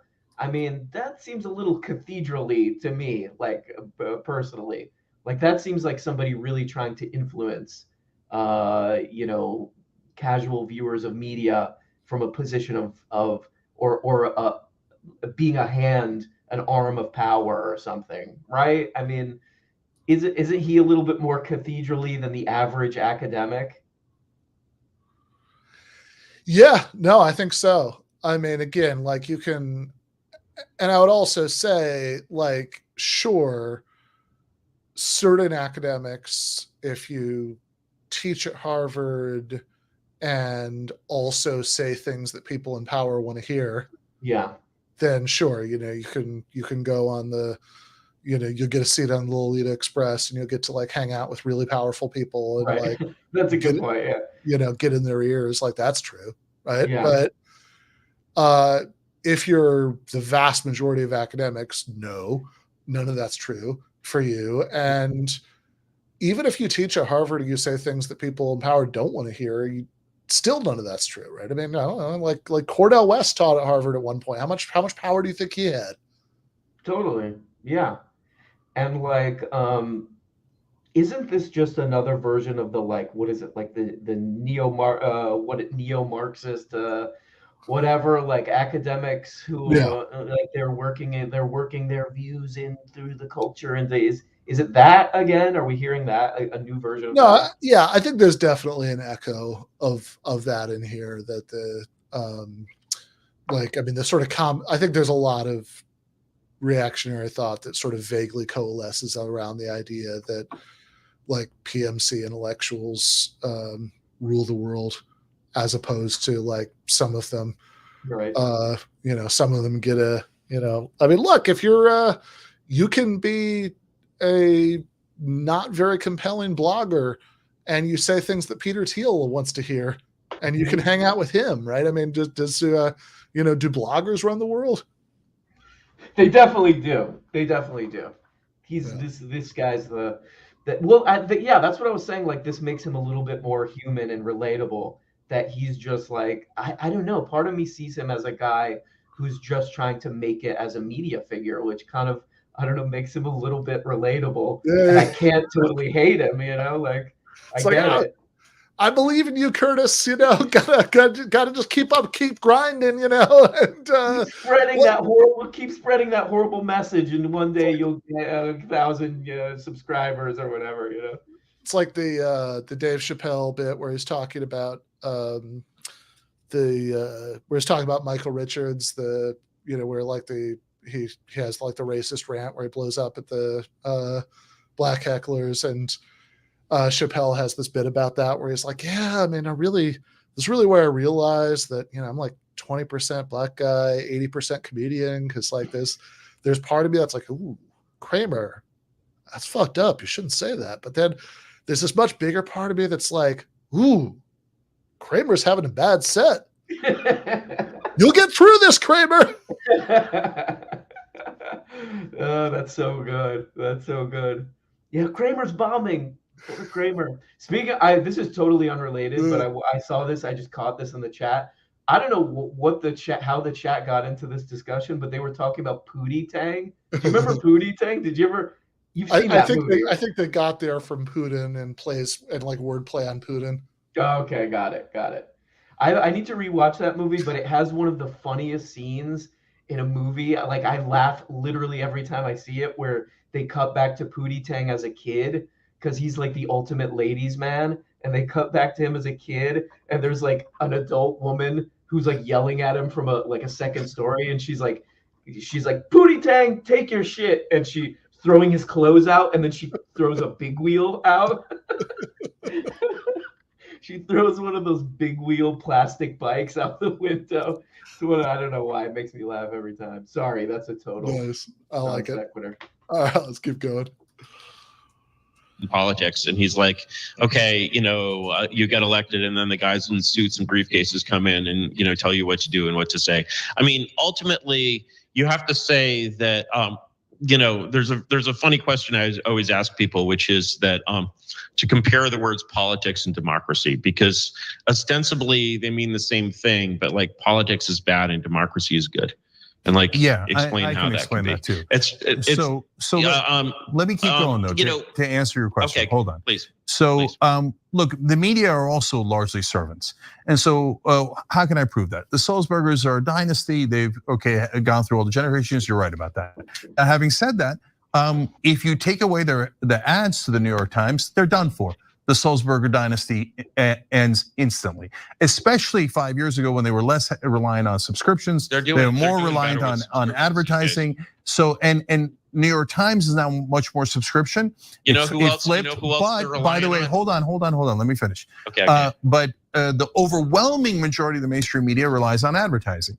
And who are the advertisers? Giant corporations. So corporations give to the media, they give to politicians. The politicians also give to media. So who pulls the strings? Obviously, the guys giving the money. They're the ones who are the bosses, and the politicians and the media work for them. The civil service and academia is 1000% irrelevant. They have nothing to do with money. No one would ever listen to them if the money didn't agree. The only time that academia and civil service become relevant is when the money agrees with them and likes their groupthink, and then uses their groupthink as an excuse to do what money wanted to do in the first place. So how in the world would a professor have any kind of power? The only time and by the way, if he doesn't agree with the establishment, as you rightly point out, he's goner. He's not gonna be there. And same with the civil service. But if you agree with the money and you agree with the groupthink, then all of a sudden all things flow. So you go to the top. Let me tell you a story, which is that my mother in the 90s worked at DOE doing budget and policy in environmental efficiency, and she worked for a guy named Joe Rome, who was, I believe, he's kind of the Dr. Fauci of global warming. Nobody knows who he is, and basically, when you look at if you think of the university as sort of kind of like a fixed star in the world, you might not realize, for example, basically how, I'm not saying it is wrong to care about climate change. I'm just talking about how it was engineered. And what you saw, if you sort of saw that kind of industry developing from the inside at DOE, is that it was very similar to the virology industry. And so if you look, for example, at a climate change researcher by the name of Michael Mann, M-A-N-N, same name as the HEAT director, which is awesome, you'll find that he's quoted in the New York Times approximately 5,000 times or something like that. And so when you're looking at basically changing, and I remember, I'm so old that I remember in the 80s when we had this huge heat wave and everyone started caring about the greenhouse effect, which the math of the greenhouse effect has been known for 100 years, right? But it was possible to make people care about it. And it was possible to make people care about it because the media and academia we're all on the same page. And whether you can say that they were right or they were wrong about that, you can clearly imagine, if you basically don't consider academia as infallible, if you consider that it can be corrupted by power, it's certainly academia running the models that say, oh, this is going to happen to the world in 2050. And so, you might not see that as power, but I see that as something that changes the world around me all the time. Yeah, no, it's just a tool. Both academia and think tanks are just tools that were set up. Lewis Powell wrote about, hey, let's set up think tanks so we could fool people into thinking that the corporate positions are popular. And then that was probably the goal of the Ford Foundation. I think they had, Henry Ford II was very mad at how sort of that got out of his hands, because he intended the Ford Foundation to be a right-wing foundation, which I think is probably not the way you would describe it now. And then the Koch enterprises funding professors all across the country to put out their garbage that helps Koch Industries and their profit interests. So look, I think we're clear on who we think have power. I'm not overly persuaded by what you said, but let's go to the original topic, which is monarchy, because it's going to connect the two. Yes. Okay. Yes. So it has to connect. So can you tell me how you feel about Ataturk? Are you an Ataturk? Do you stand Ataturk? Yeah. So for the folks at home that don't know who Mustafa Kemal Ataturk is, he's the founder of Turkey, and amazing man. Yeah. Amazing man. Yeah, he is. But so Ataturk is a person, as with everyone, that has nuance. So he was a brilliant military leader. He is studied at West Point. Turkey at the time was the former Ottoman Empire, was occupied by 6 different nations, and Ataturk beat them all back and beat the Greeks as well. So then he gained the trust of the Turkish nation, and then he transitioned Turkey into a secular democracy. In the transition, he did some things that were authoritarian, and I assume that that's like changed the alphabet. That's he changed the goddamn alphabet. He's like, hey, Turks, you know how to read? No, you don't. Amazing. I mean, and okay, but he transitioned to a secular democracy, and the reason he had to do that transition was because it was a culture that was based on an Islamic caliphate. And so that is a lot of culture to change in a short period of time, and it was after war, and he had the implicit consent of the people. If you question Ataturk at the time, it wasn't that he was going to kill you, it was that the Turkish people loved him so much, they would have let him pretty much do anything he wants. So now that's a conversation about Ataturk. But when we're talking about America, America is not a country that is not yet settled. Turkey, what is now known as Turkey, used to be the Ottoman Empire, then it was occupied, then it became the Republic of Turkey. There is no such transition here in America. We're knee deep in this government that's been around for a long time. There was, in a sense, a palace coup back in 1978, which we can talk about, but I can get to a transition without a monarch. But when you say monarch, Curtis, the number one question I have is, of course, another word for that is dictator. How would you know whether the monarch or the dictator is going to listen to you or to anyone else? Why couldn't he just then say, oh, thank you for all the power, I'll take it all for myself? And by the way, Curtis, you've got all these annoying ideas that people rally around. I don't want people rallying around you, I want them rallying around me. And he kills you and he moves on. He's a monarch, he can do anything he wants. So the thing about monarchy when it works, first of all, the form of government that I believe in is what I would call an accountable monarchy. And there's a lot of ways to do an accountable monarchy, but the simplest one is to basically reduce your sort of commitments to overwatching politicians, as to say, let's recognize the reality here. We as Americans care about exactly one election, which is the presidential election. And because Washington is such a you'll have to believe that. Because Washington is so decayed, what we need is to basically have a CEO there. And what we're going to trust is that whoever wins the election is whoever has the confidence of the people to be the CEO of Washington. And by the way, if you read the Constitution, the Constitution is actually totally more than tolerant of this form of government. It says right there that the president is the chief executive of the executive branch. And yet, as we use the word, and they meant the word chief executive as we use it in the private sector, and the president doesn't matter if he's a Republican or a Democrat, he doesn't have 1,000th of a control of the so-called executive branch that a private sector CEO has. Okay, it's really controlled by Congress. And so what you're basically saying is, I'm saying, okay, make sure you have a system where the people still evaluate the president's work every 4 years, make him accountable to the voters, and just put him in charge of the goddamn government. Isn't that a democracy? I thought you were arguing against. Yeah, it is. It is. It's a democracy in which democracy puts forward a monarch rather than putting forward policies. And most people think of a democracy in terms of voting on policies. I understand. Yes. I understand. But in those 4 years, then, if he is truly a monarch and he's unaccountable, again, he could execute anyone he likes. He could end the elections. He could do anything he wants. He sure could. And so he sure could. And of course, ending the elections is, the Supreme Court could end elections tomorrow, right? They have the same level of absolute power. Granted, they're 9 people rather than 1, but they have been acting a little erratic lately. They could cancel the election. They could say, hey, Donald Trump is still president, right? They have that sovereignty, and they could pin down that decision, and he could walk into the frickin' White House. That is not going to happen. And so what you're looking at when you look at a monarchy is you're looking at a situation in which essentially the goals of the monarch are aligned with the goals of the public. And do you have to be lucky in picking that first monarch? To some extent, you do. You gotta get lucky. That's your best. Get it right. Okay, I'm being serious. Really, you think your best plan is, let's hope we pick the right dictator and get lucky? Absolutely. I think that's better than what we have now.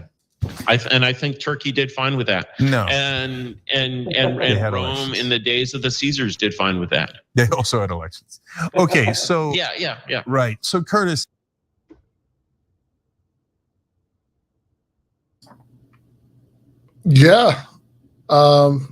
Rome in the days of the Caesars did fine with concentrating all the power on top. Mm-hmm. I love, and I'm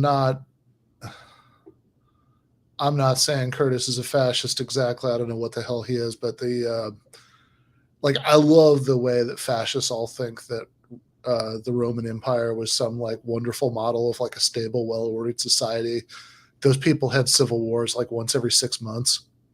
Yeah, I don't know. I don't get why they keep bringing that up. It's it's interesting history, but I don't think it's particularly relevant. No, it's definitely not particularly relevant. And he's also again, he's so slippery. It's okay, do you want Caesar or do you just want a really powerful presidency? Because those are 2 really different options. This is I think all we're watching, which is it's very disappointing. Again, it's just hey, it's kind of interesting to bring up, ancient Rome or whatever, that's all I get from it. I don't know. Not to be mean. He's also a very unassuming guy. So I'm very I don't want to dunk him or whatever, but that's the vibe I get. It's just this doesn't mean anything. I'm not taking anything away from this, even as something that I can argue with. Yeah. I mean, again, it's all over the place, but to the extent that you still have real elections, but the president isn't constrained by Congress, which again, I don't really care very much about the Constitution, but since he keeps bringing it up, he's oh, is that what the Constitution says? No, it's very much not what the Constitution says, right? Constitution is all about the division of powers. Mm-hmm. But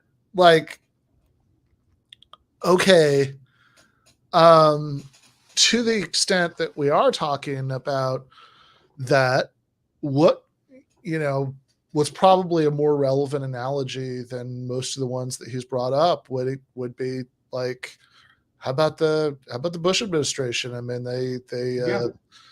they were like They sending, literally were using the term CEO president. yeah, like This is how do not we all new. feel about that experience? Because like that sounds a lot more like what Curtis is advocating that FDR does. Exactly. Yeah. That's all it is.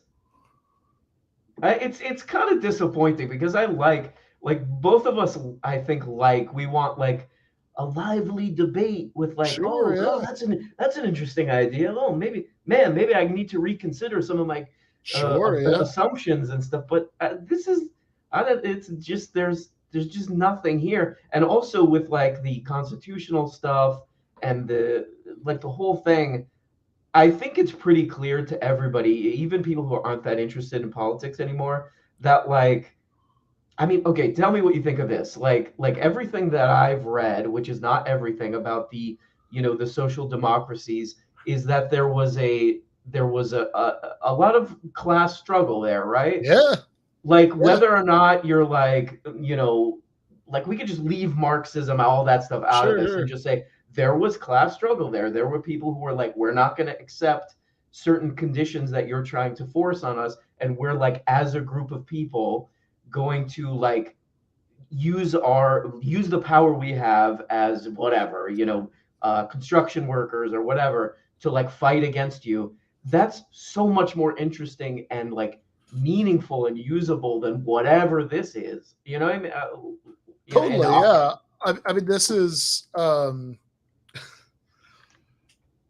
yeah. I mean, like, which actually, the history of the social democracies also came up quite a bit in my conversation with Curtis, because he has his vaguely fascist, fascist adjacent sort of obsession with national characters and all that. So right. There he we go. thinks, like I'm pretty sure he thinks that like, oh, all that stuff can work well on in like Sweden, but that's because of the magical Swedish cultural character that's totally different from everywhere else in the world. So you can't just implement the same policies in other places. Mm-hmm. And yeah, I mean, I'm pretty sure like if you read like Thomas Piketty's his second book, or I don't know, maybe he has others, but the second one that like got big in the US, the Capital in the Capital of the 21st Century is the first one. It's Time for Socialism or whatever it is. no, it's in between. It's the Capital and Inequality or something like that. Right. Yeah. I think that's the one where he gets a lot into this. Like Sweden in the early 20th century was one of the most unequal countries in Europe. Like people would like sort of talk about it in the same breath as like Tsarist Russia, and it had like really militant industrial unions and yeah, I mean some like really like fierce vicious class struggle that like this was the sort of like great compromise that emerged out of that. But it's not just like everybody was going to the same Lutheran church and they decided it would be nice if they had a welfare state. Right. Yeah, exactly. Yeah, we're just kind of all in the same vibe. It's a vibe based. It's a vibe based politics. Yeah, I don't know. So okay, I'll ask you because you really know about this stuff. Like, so okay, so we have two options to get like a new deal to go back to rebuild a new deal or whatever. Let's just say. And there's option one, which is economic crisis, right? Which we were talking about earlier. Things get so bad that in order to save capitalism, you have to do social works programs and all this, right?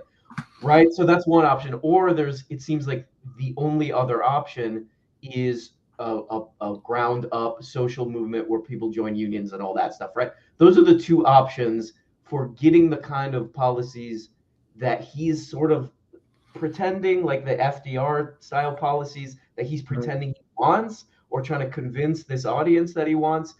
Like having a dictator would not guarantee that, right? Like, no, I mean it would certainly not. I mean, like it might guarantee that you don't get that. Exactly. Yeah. Yeah. Like, no, it's ridiculous. It's also ridiculous when he's like, when earlier he was talking about the lab leak, and he was like, well, right now there's nobody in our system who can make heads roll, and that's why I want a monarchy. It's like, okay, that's nice, but like, so assuming that whatever lab leak type scandal, assuming that like the monarch wasn't in on that. Exactly. Right. Like, Totally. Because like so many of Curtis's arguments are just like, hey, wouldn't it be cool if there was a monarch and they did good things? Yes, exactly. It's sort of the way people see Elon Musk as the head of Twitter. Like, oh no, he's just gonna do all free speech. Well, I don't know. The guy seems to have some. Well, I mean, among everything else, he's got some serious conflicts of interest. And now there's a new. I don't know if you saw that report about the deep state's involvement in social media and all this stuff, and like. And people are like, he's going to fight that too. And it's like, I don't know, like, where's the evidence that he's going to fight that? There is zero evidence that he's going to fight that. I actually wrote an article for Jacobin about this called Free Speech is Too Important to Be Entrusted to Elon Musk. Oh, and, God damn it. In the article, I get into this, that like, look, the guy is like knee deep in contracts with the national security state.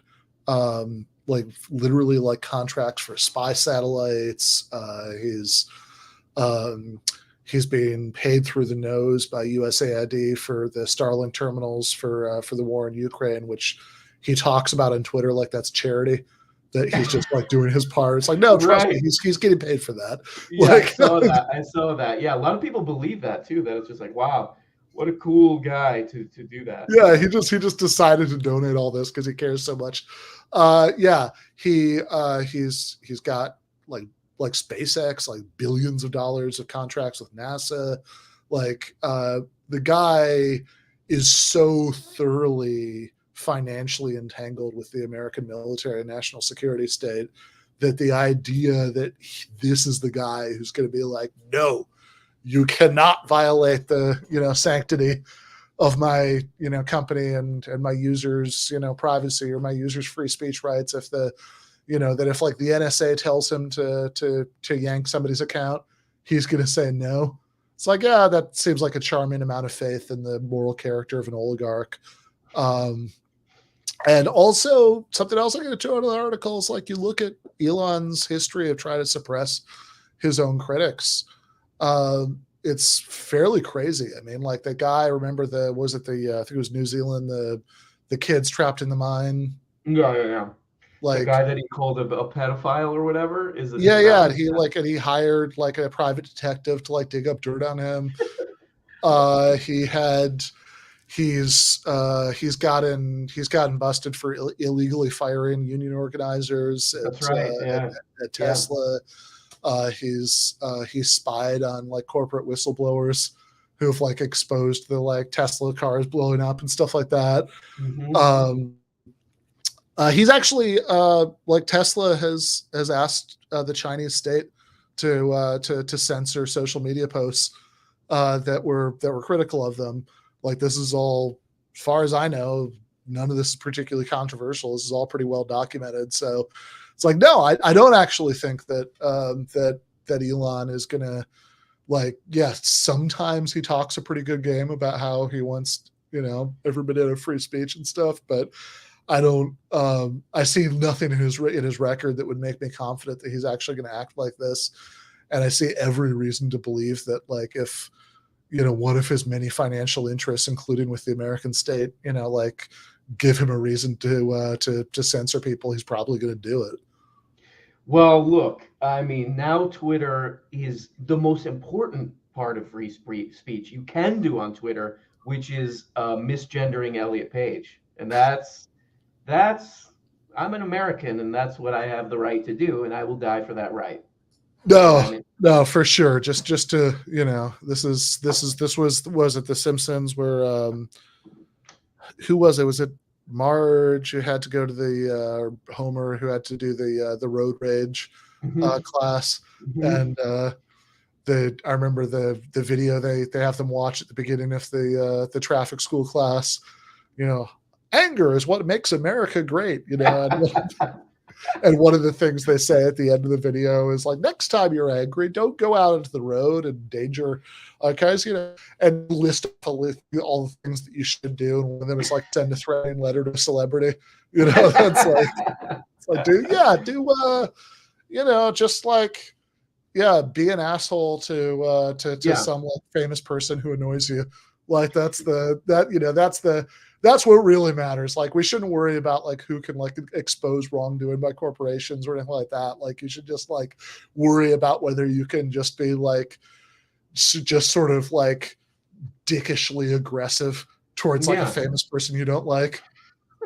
My freedom to be kind of a little bit of a brat. That's what it is. That's what. Yeah, I think that's, I don't know. That's like just everything you need to know. It's like where it's really important. I was listening to the, if anybody hasn't heard this, I think it's pretty good. Chris Smalls was on the Majority Report. And I thought it was really inspiring, actually. I was like, wow, this is really probably how society is going to be made better, or this is the most promising way that society is going to be made better for the average person, And then it's like, yeah, Elon Musk is not on the right side of this stuff. Like, no, of course not. I mean, Elon Musk is. This is one of the points I made in the article. Like, let's say there's like a Chris Smalls equivalent at Tesla in 5 years. Some like charismatic union organizer who's actually able to organize one of their factories. Yeah. And like there's like a he said, she said between that guy and Tesla executives about what goes on at that factory. I'm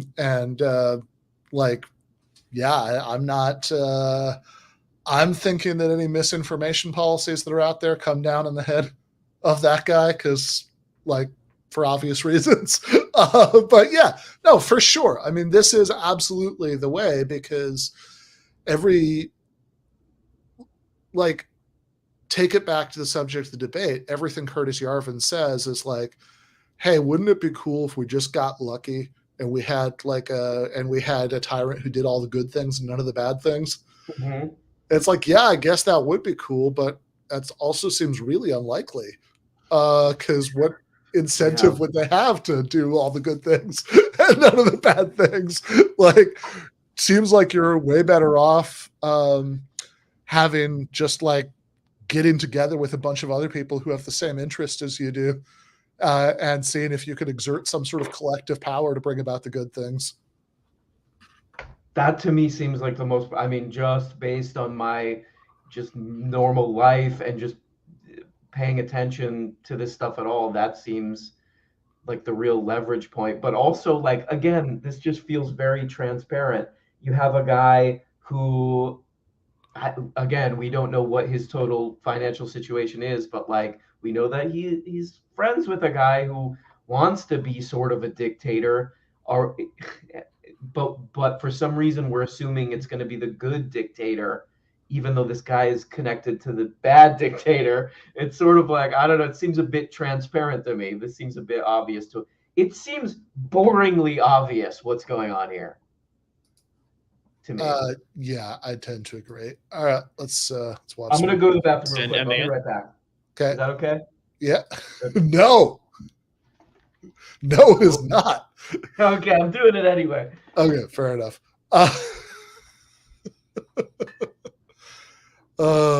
Yes, their incentives, they're cool.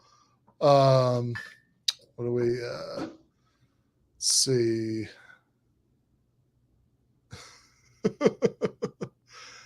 Saw somebody say that they wanted an 8-hour supercut of all my Simpsons references. Probably be embarrassing to watch that, but I guess that would be interesting. Well, I wasn't being very benevolent. I did tell him that he wasn't allowed to go to the bathroom, which, by the way, would mean that I was asserting the power over him that Jeff Bezos, another inspiring corporate monarch, famously asserts over his employees. Let's see.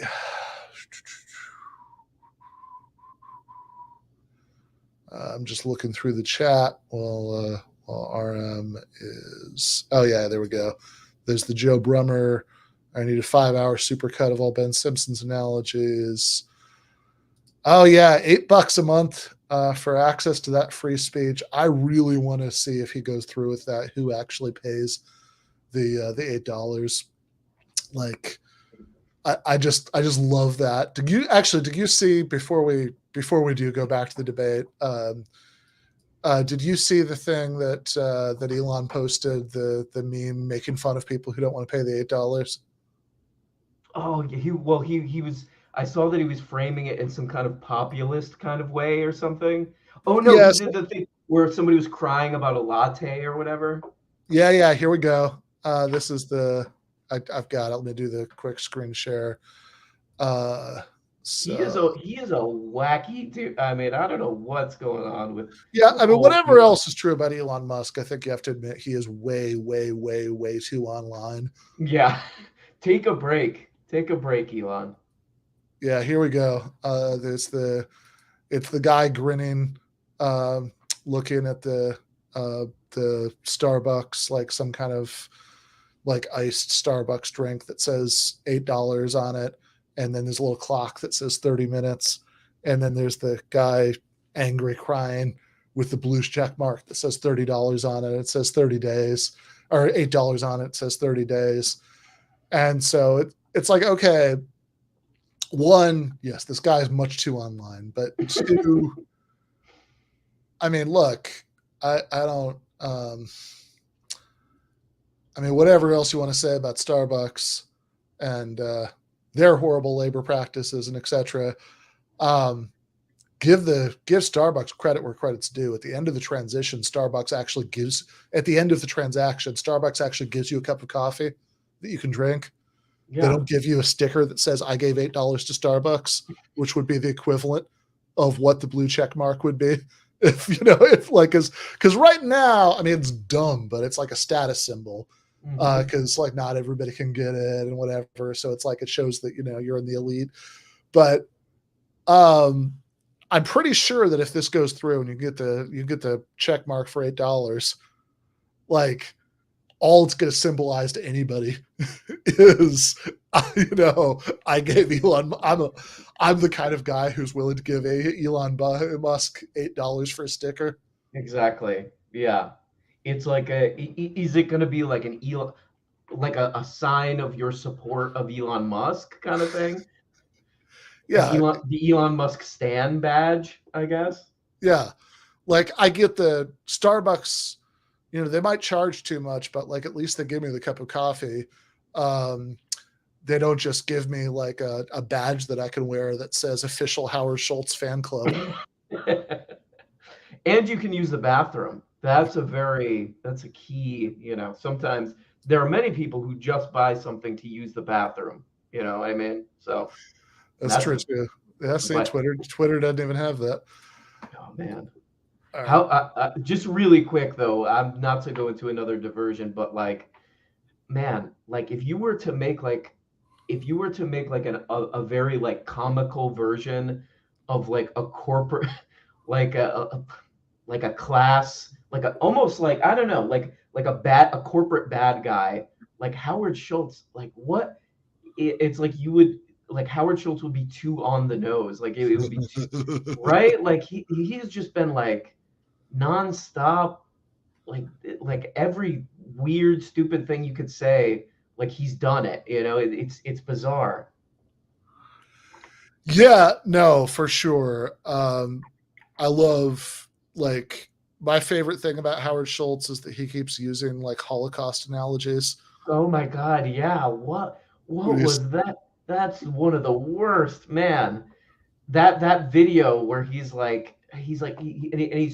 it's like a sort of fake. He's trying to muster some fake passion about it too, and it's just like, oh my God, this is every like horrible corporate boss I've ever had, Yeah. No, I mean, whatever. I'm sort of happy that Howard Schultz was the guy who is like the visible public face of Starbucks, when like all these hundreds of organizing drives were going on. So. Absolutely. And anybody who hasn't seen this, there's an old 60 Minutes interview with him Oh my God, it's so great. But he goes, "Have you seen this? It's where Oh, that I have. have you seen it? It's I where don't the think six. so. Oh my God, you got to watch this. It's the 60 Minutes guy is interviewing him, and Howard Schultz goes. It's probably from maybe like a decade ago, but Howard Schultz is like, he literally says something like this to this guy. He's like, you know what? We're not in the business of filling bellies with coffee. We're in the business of filling souls. And he says it like that. And the 60 Minutes guy goes, come on. And then Howard Schultz, like, because he probably just has yes men around him all day. When the guy goes, come on, you idiot, basically, Howard Schultz is like, well, no, I don't know. It's great. It's such a great moment. Howard Schultz is just the worst. It's just great seeing his kind of bubble get popped there for a second.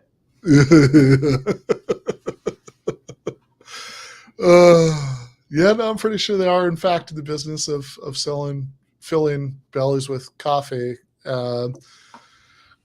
which again, at least like maybe you like how it tastes, or perks you up, like at least you're getting something out of it. Yeah. Like I don't know what. I mean, like I don't know. I think if he does go through with the $8 verification, like probably it'll even work because like there are like 3% of people or whatever who will be like, oh yeah, sure, right, I'll take that. And like, so maybe it'll actually help him cover his monumentally bad investment. But yeah, I mean, isn't that the no, I mean that's obviously the point. So there you go. But I also think that like forever afterward, if like you're like fighting with somebody on Twitter, like that's going to be a thing that like is like, lol, you have a blue check mark, and people just disregard whatever you're saying. Yeah. This guy coughed up the $8 for the blue check. Exactly. What a loser. Exactly.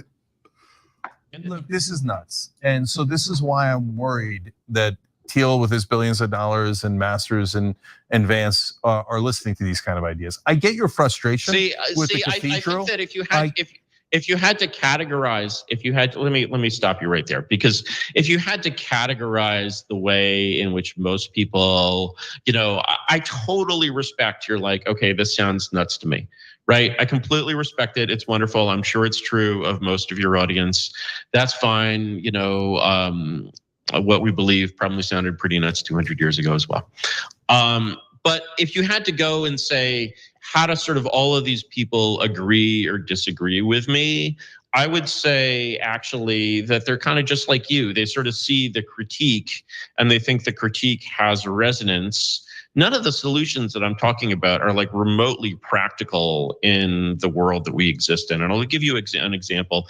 Axios was just talking about a plan to do this Schedule F thing in the so-called next, Trump administration. And it's like inconceivably radical by the standards of Washington. It would cause like huge chaos and warfare all across these agencies. And from my perspective, it's like completely useless and it wouldn't work at all. So, if these people, if you think these people are following my advice or my lead or taking my directions, like you're like very, very wrong about that. And hopefully that, will like ease some of your fears.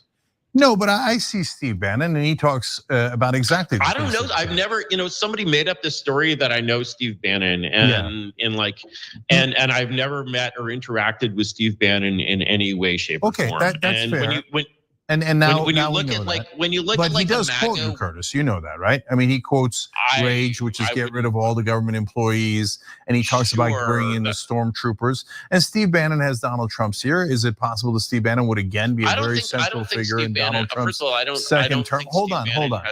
Okay. Is it possible that Steve Bannon would be a very critical player in Donald Trump's second term? Of course, it's possible. And it's not just him. A lot of these figures, including the guys you do know, are talking about it. Blake Masters said it. Yeah, he also said RAGE. That's the acronym for getting rid of all the civil service employees, etc. Well, it is practical. You said, oh, it's no big deal because it's not practical. If Donald Trump wins, he already showed you he doesn't want to He doesn't like democracy. He doesn't want democracy. And if he loses an election, he doesn't want to leave office. So there, bingo, there you got your dictator. And now he's got all these people around him who say, get rid of everybody in the civil service and let there be a ruler of one. And it's a ruler of one. And in that case, Donald Trump is the mad king. So is that the future we have to look forward to? That sounds insane. Here's the problem, Cenk, is that it's like the new trend in DC is to, politics is a game show. Okay, it's a game show. And what I'm talking about, it could not exist as a game show. It can't happen as a game show.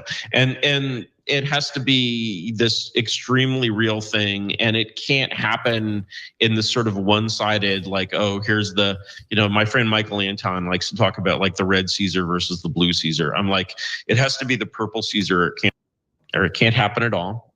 And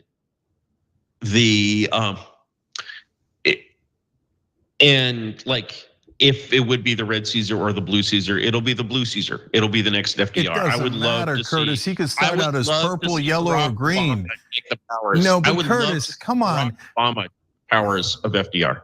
No, Curtis. So once again, FDR completely different. So he won 4 elections. No one's been more confirmed as a person that had the consent of the government than FDR did. Absolutely, I don't believe that you can. Yeah, but he was not an emperor. He was not a CEO. He was not a monarch. He tried to pack the courts. He couldn't do it.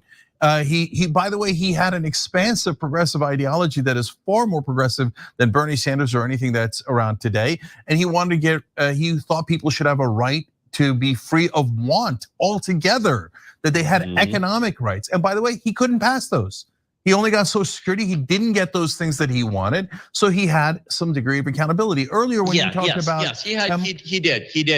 And when he basically tried to establish truly absolute power, he couldn't. But still, the difference between the powers of FDR and the powers of Joseph Robinette Biden as an order of magnitude at least, and I would say 2. No, and Curtis, you're wrong about that too. Biden has tremendous power. Trump had tremendous power. They're just choosing not to use it. So a relatively modern president who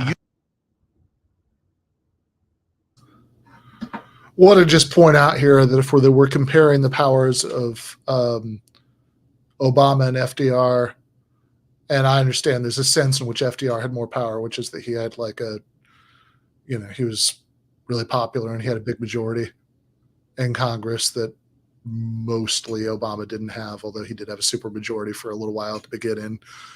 But if we're going to compare how much power they had, one of these guys literally had a fleet of flying killer robots that he could send to assassinate people at will in countries we weren't at war with openly, including American citizens in some cases. And, one of them still felt the need to get a congressional declaration of war after Pearl Harbor. So it does seem to me that there's a pretty straightforward sense in which Obama actually had more power. Yeah, totally. The Obama thing was like red flags to me too. It's just another it's just another this is not convincing me at all of anything. I think you're totally right. It's just what can I actually think the Obama thing is an inept attempt to pander to the Young Turks audience. Yes. Because he thinks, because in Curtis's head, it's 2009, and people who are watching the Young Turks are going to like Obama. Yeah, that's what it's got to be, right? That's all it's because he's saying, I wish Obama had dictatorial power because Obama was so awesome. Yeah, that's got to be just pandering to the Young Turks audience who he thinks. I don't know. Maybe the Young Turks audience, some of them do think Obama is awesome, but yeah, that's a big nothing burger right there. Yeah, no, and I think also probably, if I had to guess, it's not like I've done polling on this or whatever, but if I had to guess, your average Young Turks viewer probably at one point was pretty sympathetic to Obama, and then probably soured on him for all the obvious reasons that whatever. I think that I mean, I think if he, I don't know, but by 2022, I cannot imagine. I mean, maybe I'm just being naive about this, but I cannot imagine there are a lot of those people who still think that Obama was great. Yeah, and also like the Young Turks were pretty adamant during the 2020 election. They were pretty serious Bernie supporters. Mm-hmm. And I don't know how the Young Turks audience wouldn't see that Obama was pretty not into or doing everything he could to make sure that Bernie, you know, the modern FDR, I guess, whatever, in this world, Yeah. didn't have a chance, right? I mean, does that factor Yeah. in at all? Yeah, I mean, right. Again, like everybody knows that Obama got Mayor Pete to drop out just in time to consolidate everything behind Biden for Super Tuesday. Mm-hmm. Like it's again, if you're like a Bernie loving TYT viewer, I don't think you're going to be a big Obama fan, which is good. I'd be sad if you were, but yeah, this is also just like, I don't know. I mean, this gets back to what you were saying earlier, this is just so disappointingly basic. It's like, look, I think I actually expressed this to you when I was like getting ready for the debate. That's like on some level, like I want this guy to be this like really dark, interesting, Yes. like Yes. it's like, oh yeah, this is gonna be this like philosopher of evil, that like we're gonna like this is gonna be our this is gonna be the Heidegger or Carl Schmitt of 2022, and I was like, well, you think Obama was based, right? I think that's what liberals think. Well, if you had the powers of an emperor, wouldn't that be cool? Exactly. Yeah. And I feel like I kind of feel like the lab leak stuff is just like, I don't know. It's just like so flattened.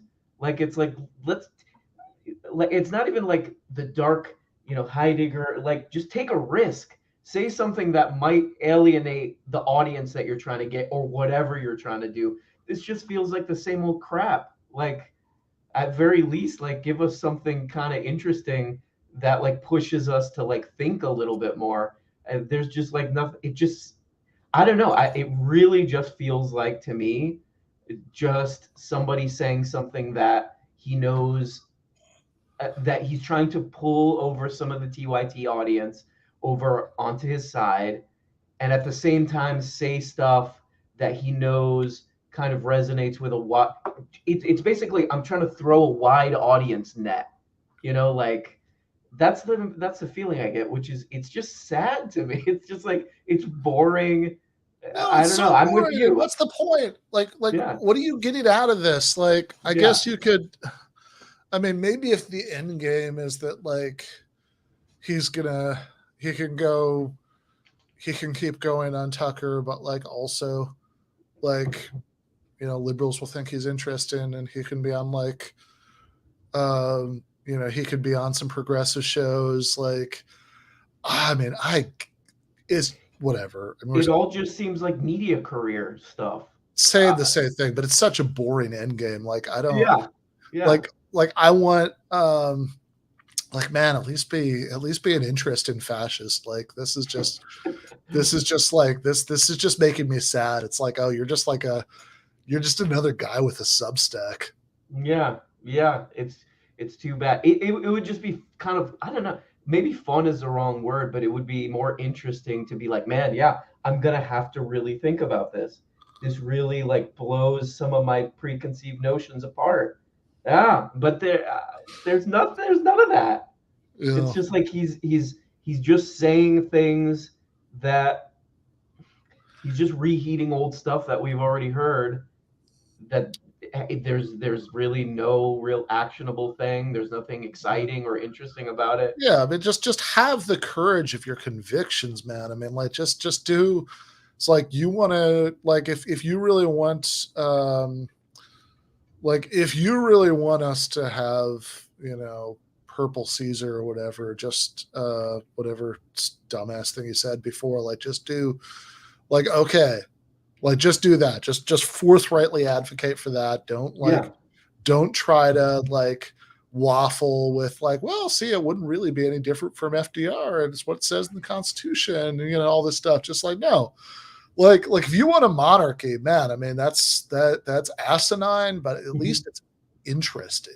Right. Or what if he said something like this? He was like, I want a monarch in sort of the way that he was calling you a Putin apologist or whatever. What if he was like, I want a monarch so that maybe we hasten, we accelerate a nuclear annihilation, because I don't like the world or humanity that much. If he said that, I'll be like, that's kind of, wow, this guy's a real dark, wow, that's really something. And we would maybe we would kind of have to argue like, no, humanity is actually kind of good in some way, that like something that, no, sure, like at least make you hustle a little bit to show something. Like, yeah, now it's like it's so vague to me, like what he even wants, like that we're gonna have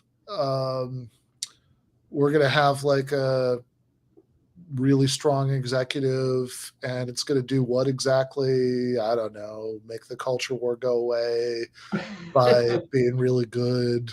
Mhm. I don't, I mean, I assume that once you peel back all the layers of bullshit, there's some kind of like at least sort of soft libertarian policy preferences lurking around there somewhere, but I'm not even totally clear on that at this point.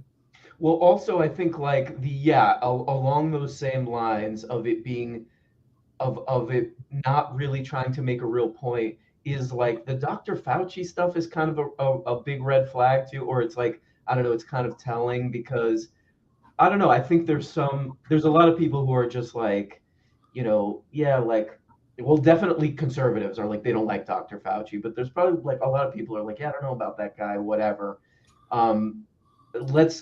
We need to punish Dr. Fauci. That's one of my main emotional drivers of this monarch thing. Instead of like, no, Dr. Fauci is just like, I don't, in my mind, he's mostly just like more of like a professional managerial arm of power, and the kind of concentrated financial power that controls the whole thing. Like, but just focusing on this guy as the main problem is sort of like, that's boring too, because there's no real analysis. It's just there's a guy who's a bad guy. I don't know. It's just the whole thing doesn't really leave you with much to like apply to anything. Yeah, no, for sure. And like, whatever, like, yeah, I mean, sure. I mean, I don't like Fauci.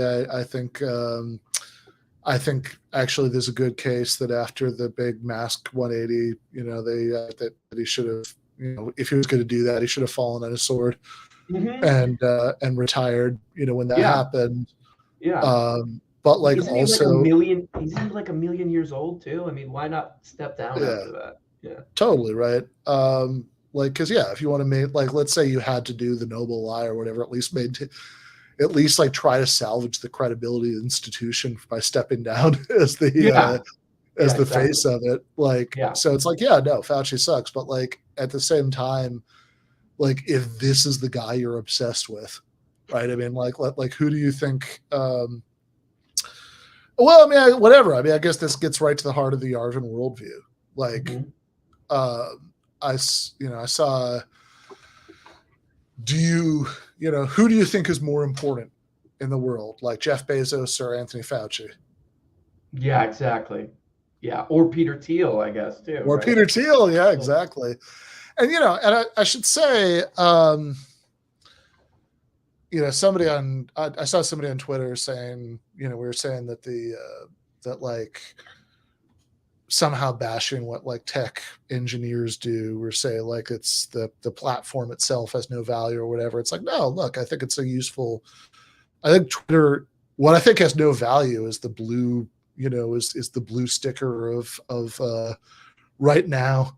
It's the I'm considered a big deal in media sticker. And I guess in the future it'll be like I'm an asshole who I'm the kind of guy that Elon could talk out of $8 sticker. But like, I consider that useless, right? I think the communication platform, sure, you need those. and actual engineers who construct that, yeah, good for them. Absolutely. That's a positive service. I think the product should be nationalized and treated as a public utility. But that doesn't mean that the thing itself is. I mean, I think it's kind of bad because it everybody's addicted to it. But whatever. It is what it is. There are impressive and useful things about it, but it should just be a public utility. Yeah, absolutely. That never comes into the discussion with these kind of guys who are claiming to be speaking truth to power in some vague Tucker Carlson way. The actual stuff that would put more power into our hands, like having some protection on these platforms and them being public utilities, that never comes up. So it's yeah, you're not serious about this. Yeah. It's just rhetorical. Use their power was Lyndon Baines Johnson. And so Lyndon Johnson knew how to use his power, and he knew carrots and sticks. To be fair to Trump, he knows carrots and sticks too. He just does it for his own purposes and doesn't do it for the people at all.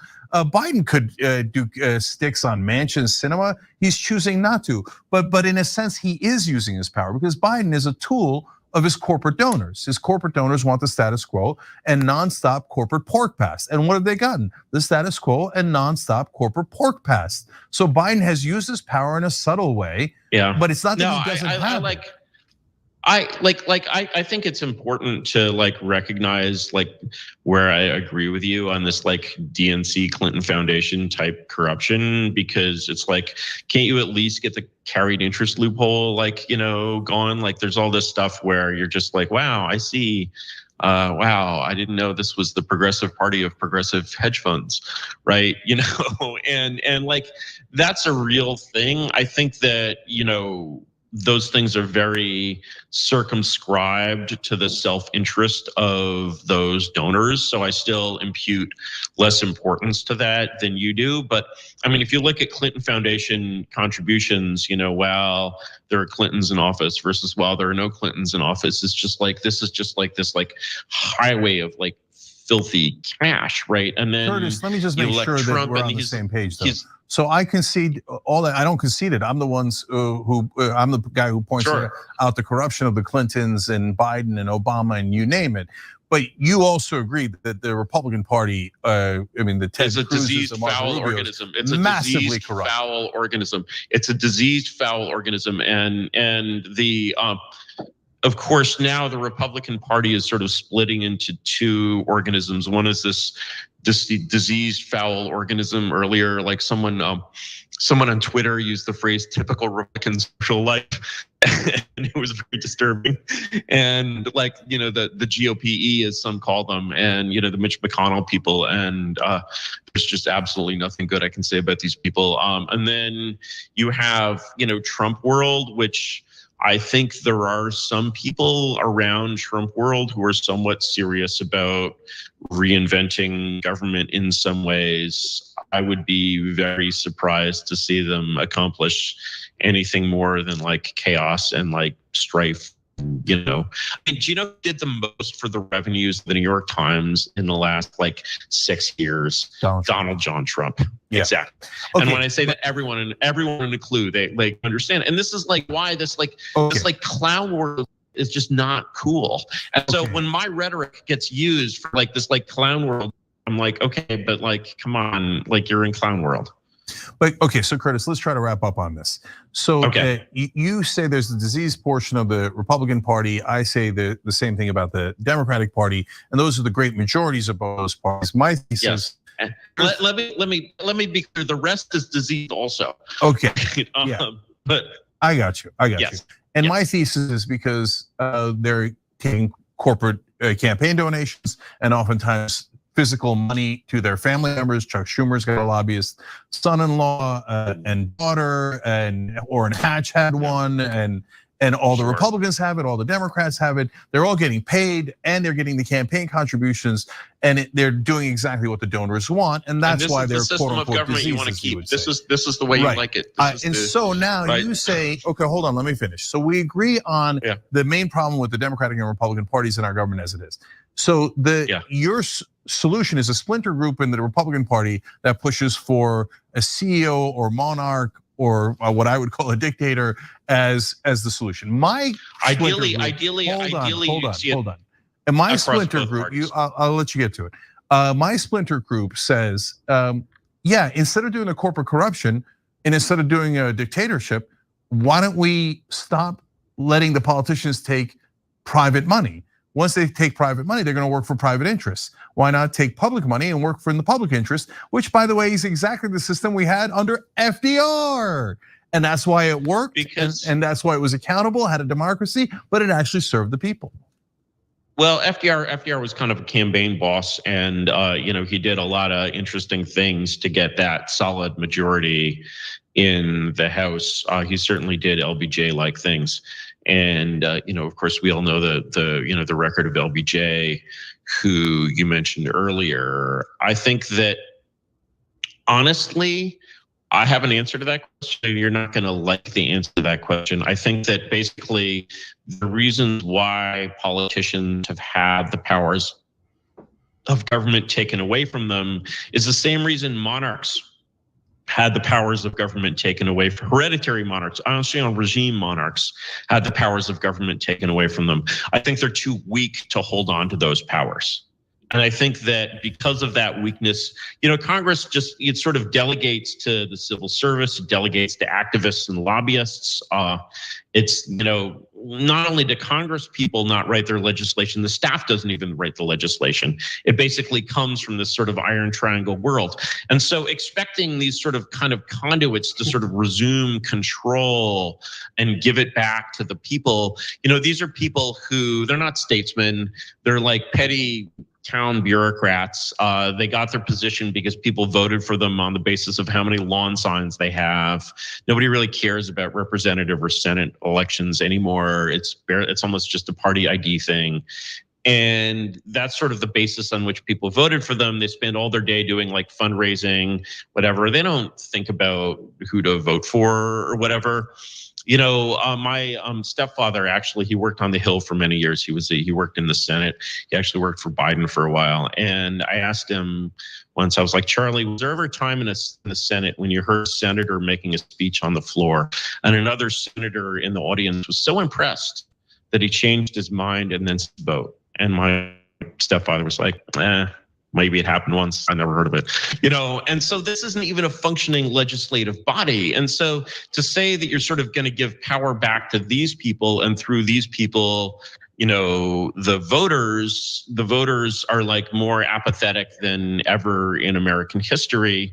You're just trying to basically give power to something that, like it or not, is inherently kind of weak and doesn't really want that level of power. That's why it would be sort of like giving the throne of England back to Elizabeth II. She doesn't know what to do with it. She'd give it right back to her own like Whitehall deep state. Okay. Right? She's not Elizabeth I, even though on paper she has those same powers. And so when you say like Biden doesn't use his powers, like, yeah, sort of nobody's really tested like since Nixon really what it would mean to go to like say, okay, no, we're going to have a real chief executive in the White House. Okay. And I would love to see it be a Democrat. All right. So we're out of time. We're actually half an hour overtime. And we didn't get to a lot of topics we massively disagree on, including race. But I wanted to have this conversation to air out our different opinions. And my last point to answer your question that you posed there is no. In 1976 and 1978, the Supreme Court, led by Lewis Powell, legalized bribery in America. They allowed corporations to give and wealthy individuals to give unlimited money to politicians. And that destroyed our democracy. So yes, the politicians today are incredibly weak because they're just servants. They're waiting for their orders from their donors. And so, but if you had democracy back, well, pre-1976, you had LBJ, JFK, FDR, all incredibly strong, all worked for the governed, all FDR reelected 4 times, JFK intensely popular, etc. And so that was a functioning democracy. What ruined it is the bribery. America became the most corrupt nation on earth because we don't just do under the table bribes, we legalize bribery. You end the bribery, you bring democracy back. That's, in my opinion, 1,000 times better idea than let's pick a purple dictator and cross our fingers and hope he doesn't execute us. Because Curtis, I would be second on the list. Even if you got your right-wing dictator, you'd be first on the list. They first take out the people next to them this country that could have power. is so hosed that it might well be worth it. And let me give you the last word on that, Cenk, and this was hugely fun. Let's do it again sometime. All right, Curtis Yarvin, you can find him at Gray Mirror. Thank you for joining us. Thanks for watching The Young Turks. We'll just say before we kind of finish out that overall I like Cenk in this. Like, I think that he was making most of the right points about like how insane it is to think that academics have more power than billionaires, and that like our best bet is to just hope that we have a benevolent dictator, that we get lucky, about who our Caesar is. So it's like overall, I think he was pushing Curtis and all the right things. The stuff at the very end does get into what frustrates me about his worldview, which is like, because it's, I mean, I don't want to be too one note about this, but there's a real lack of historical materialism here. But like, you just say, well, you have like this thing, American democracy, that was basically fine, but then like it got too corrupt because of money. It's like, yeah, it's, you're not quite there. Like the America was a deeply unequal society long before that, and there's even the good things that happened during some of those administrations he mentioned, like you can't really talk about without understanding movements from below that often go up against deeply entrenched power structures that change the equation. And like even like, okay, LBJ, like the fact that he was in Cold War competition with the Soviet Union, and that like the pressures that impacted the role of the labor movement and all of this, like, but like, they like, even if we had better campaign finance laws, we'd still have capitalism, and it would still be the case that people who have economic power would still translate into political power, even if you couldn't, like, I mean, sure, it's particularly ridiculous that we have a system in the US where you can just like walk up to politicians with like bags of money with dollar signs on them, like in the way that you can. It's like, that is ridiculous. But like, there are plenty of countries that have bad campaign finance laws. That doesn't mean that the capitalist class doesn't still basically call the shots. Yeah, I totally agree. And from my, again, I've been reading this book about the history of the Supreme Court. It seems like that's the rule. Like all the FDR stuff is an exception to the rule, Exactly, right? Yeah. Yeah, and like the fact that even under FDR that he had that like conflict with the Supreme Court because they kept throwing out, his reforms. Like, yeah, that's what the Supreme Court has been most like for most of American history. It's like, like so many American liberals, when they think about the Supreme Court, they're basically thinking about the Warren Court, and they're just ignoring the entire history of the institution before then. So that's like 10 years or whatever, and then is like what defines it, and then everything since then is just like an aberration from then.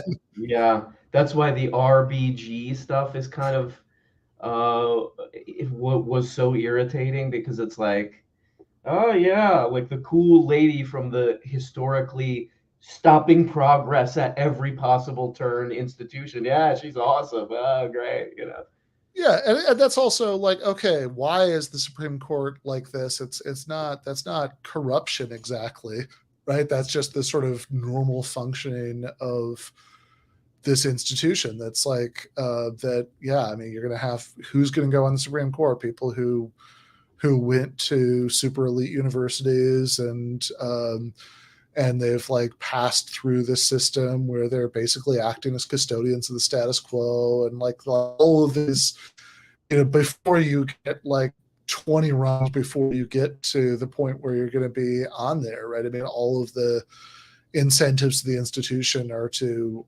favor people who are gonna act like that, and like, and certainly Like, and then, so anyway, whatever. It's a very small footnote in context. It doesn't really matter that much for the debate with Yarvin, but just because he like ended on that note, it's like, look, we could have really good campaign finance laws.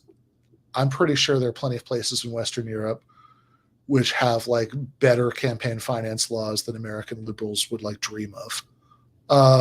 But you know what they still have is politicians who worry that if they push things too far, that businesses will relocate away from the country. Right? I mean, that like ultimate capitalist veto, that's like still a thing that exists in those countries. And that's still a really important way that, you know, rich people work their will politically. They still have, you know, it's still the case that like they have everything about how the media works and about how, you know, like all kinds of different public institutions work, like the sense of what's politically possible, like is all like filtered down through a system that at its core, you know, distributes resources the way that capitalist economic institutions do. So it's like it just, anyway, that's the thing that frustrates me about the Cenk worldview. It's like, no, Like you know, it's a very limited, limited view of what's possible, or like I don't know how we're even gonna make even like limited progress. It seems. Yeah, because like, what about you're talking about FDR. What about the like 150 years between the foundation of the United States and the New Deal? Yeah. Like, what happened then, right? I mean, like by and large, what happened then was like, I think you can pretty accurately depict it with like a montage of like, you know, striking steel workers being shot by Pinkertons. And, you know, and, you know, people and, you know, people, you know, like Okies, you know, fleeing from the Dust Bowl, being like stopped at the California border and, you know, et cetera, right? I mean, it's like, that's pretty much what happened during those 150 years. That's not because we had bad campaign finance laws. Oh my God. I mean, there's a story in this book that I'm reading about how it's like, there's one chapter about child labor, and I think it was like these mine owners got, there was a big social push against child labor, and these mine owners basically got these children from the mines to be the basically, you know, the face of a case against regulating child labor.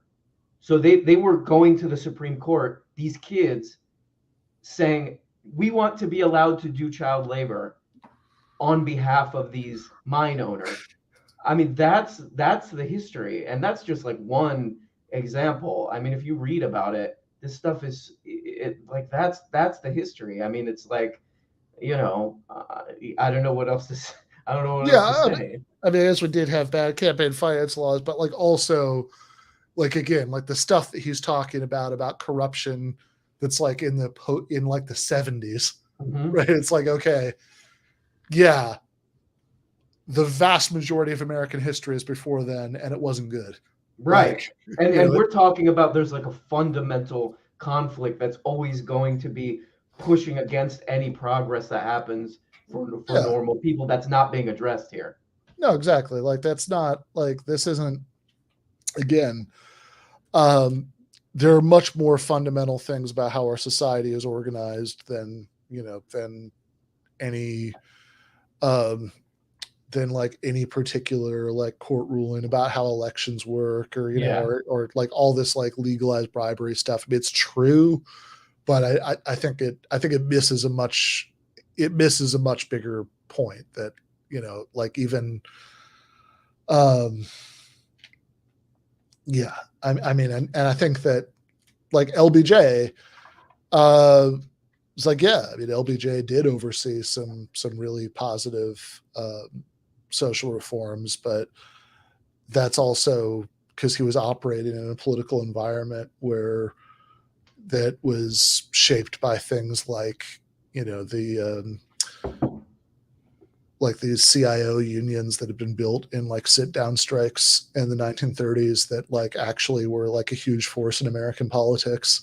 in the next few decades, and like he was in he was overseeing a version of the demo. I mean, like whatever. Like it's not that the LBJ record, it's like you sort of look at it just sort of like what's good and bad about what he did. It's like it has a lot of really good domestic policy stuff, and then a genocide-sized asterisk in Vietnam. But but like even sticking to the domestic policy stuff, like again, you read those Robert Caro books, like LBJ was like a really thoroughly opportunistic politician, like, but he was a product of a different version of American liberalism that was different because the balance of forces on the ground in American society was really different in the 60s than it is now, and that's the again, I don't want to I don't want to spend too much time harping on this, but like that is what I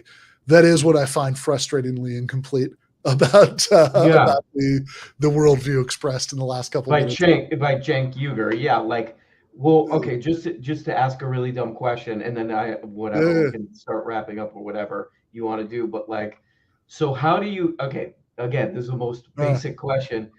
Okay, so it seems like what you're saying is there needs to be more of like an on the ground social movement that puts pressure on people who are in government. Like, okay, how do we get the again, very basic question, how do we get that social movement? Is it just actually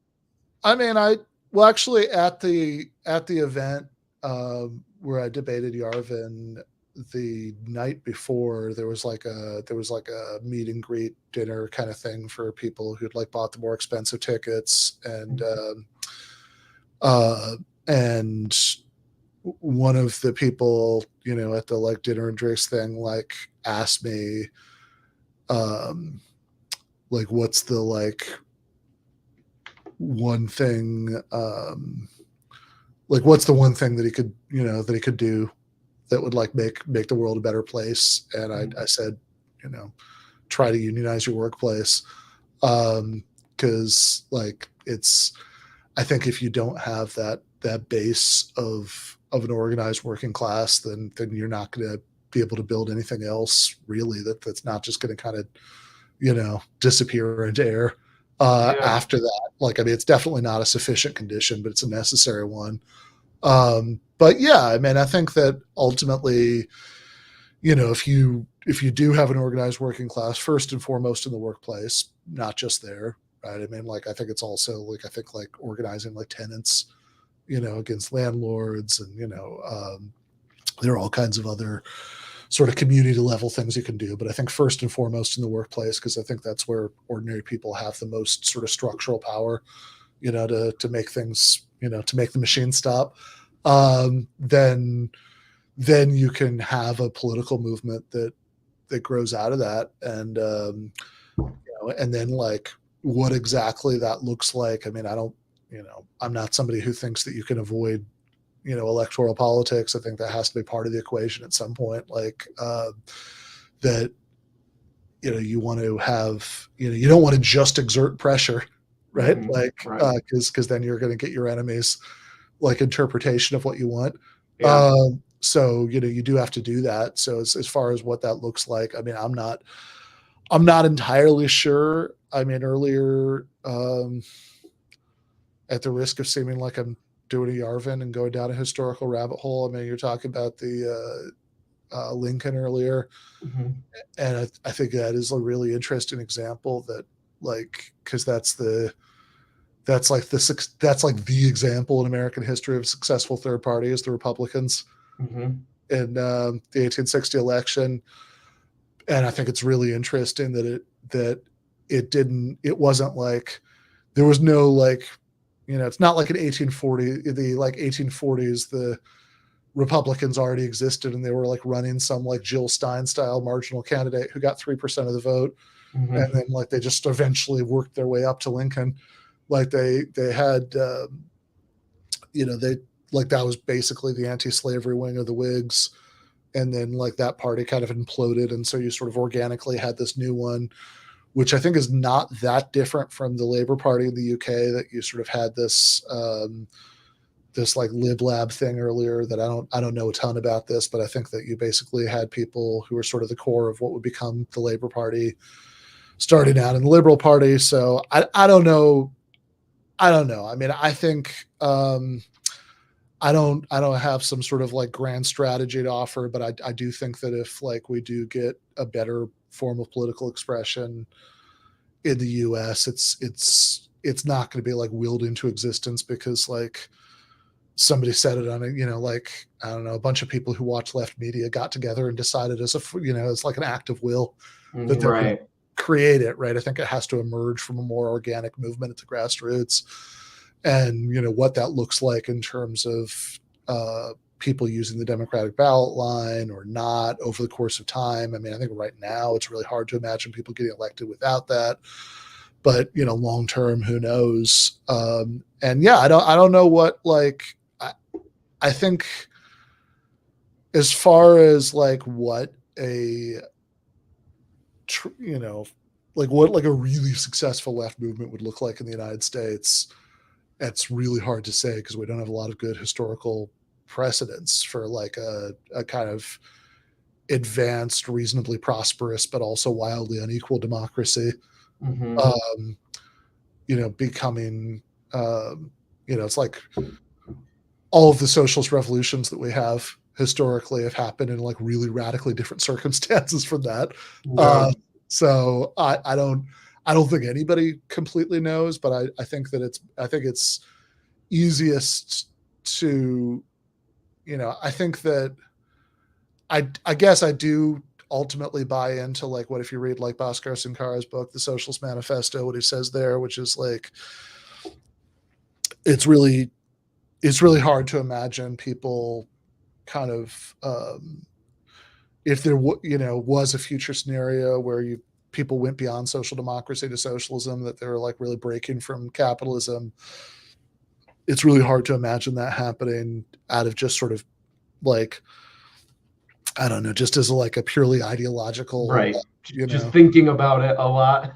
yeah. It's like everybody watched enough Doug Lane videos about the commodity form that they just, you know, that they're like, you know what, we do need to get rid of that. You know, I don't know. You know, the people on Twitch really like Hassan Piker. Maybe Hassan Piker will be some kind of a revolutionary. Yeah, so it's probably not that, right? It's probably like, you know, probably what it would have to be is that you have a bunch of reforms that have been enacted within capitalism that have sort of pushed the limits of what can be achievable under capitalism. And you can maybe get to a point like maybe Sweden in the 70s was kind of this kind of point where you're at a crossroads where you have to either go further and start taking away some of the capitalist economic power and like nationalizing their stuff in order to stop them from like resisting your big expansive reforms, or else you're going to lose some of what you already have. But yeah, I don't want to claim, you know, that's like much easier to, it's much easier to believe that that's the kind of circumstances under which people would like sign up for like a really radical break with what we have. That it's just going to sort of like, it's just going to be this kind of like purely ideologically driven act of will. But I don't want to like, I mean, whatever. I know I just spent like the last 5 minutes like reciting all the stuff that like I think about this, but like I still don't want to make it sound like I think I have some kind of roadmap. Like I think that like I don't really think anybody does. I think that like I mean, and it's also like this, the whole discussion is also like, okay, yeah, I mean, if I could sort of hazily imagine like a scenario where we would actually be talking about achieving socialism, I guess that's it. But also like right now, it's hard to imagine even achieving Medicare for all. Yeah, exactly. Yeah, that's a great point. So even it's that like, kind of progress would be really shocking to me. You know, totally, so, right? Yeah. But so this is why I sort of go back to this like really, really, really basic bitch kind of leftist approach and say like, okay, what are circumstances under which I could imagine even accomplishing something like Medicare for all? Those would be circumstances under which instead of you know, like that we had a working class that was like much more organized than it is right now. That it's not, that it's like, right. Like, I don't see a scenario. Like, if you think about like even that example, in some ways it's so basic, right? They already have that in Canada, right? Yeah. We're not talking about some big radical thing, Mhm. but like the healthcare sector is such a big part of the economy that like it's really hard to imagine winning a victory against capital that significant without, at the same time that you have like a 7% private sector unionization rate like that. Mm.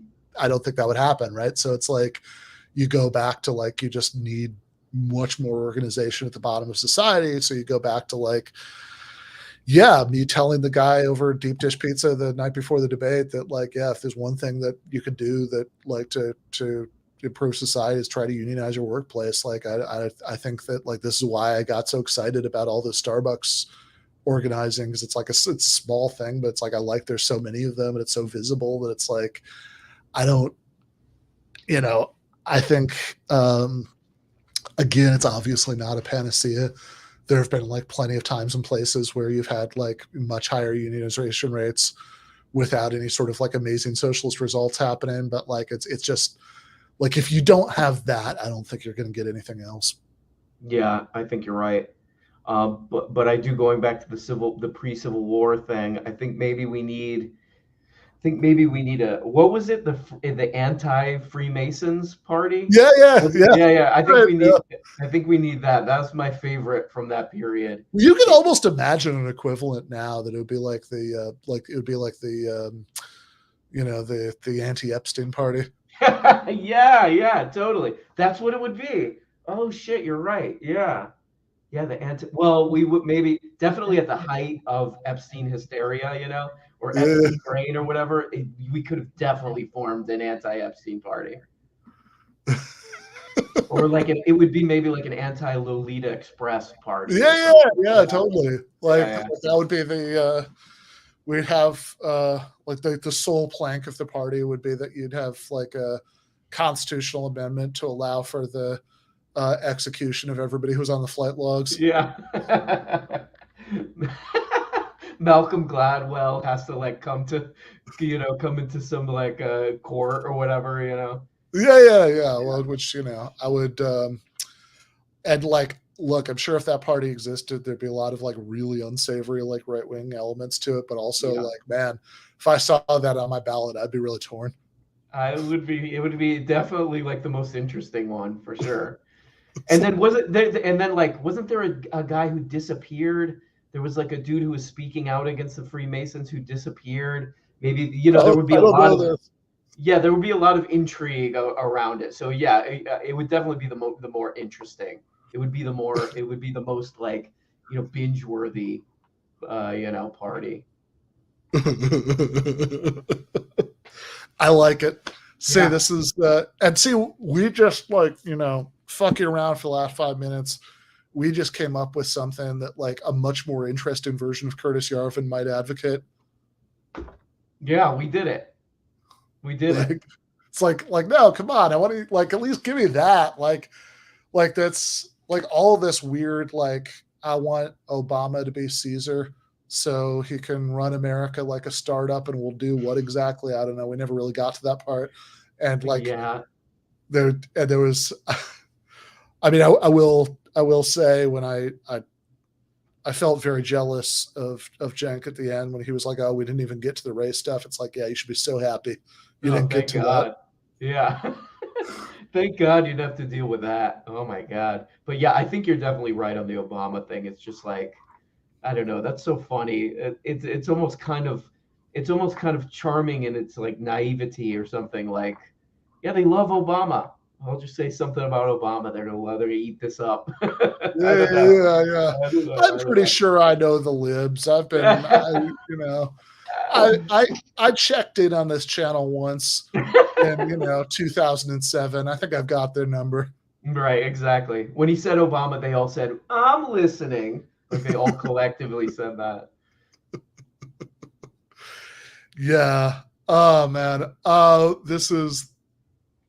Yep. Okay. Well, there we go.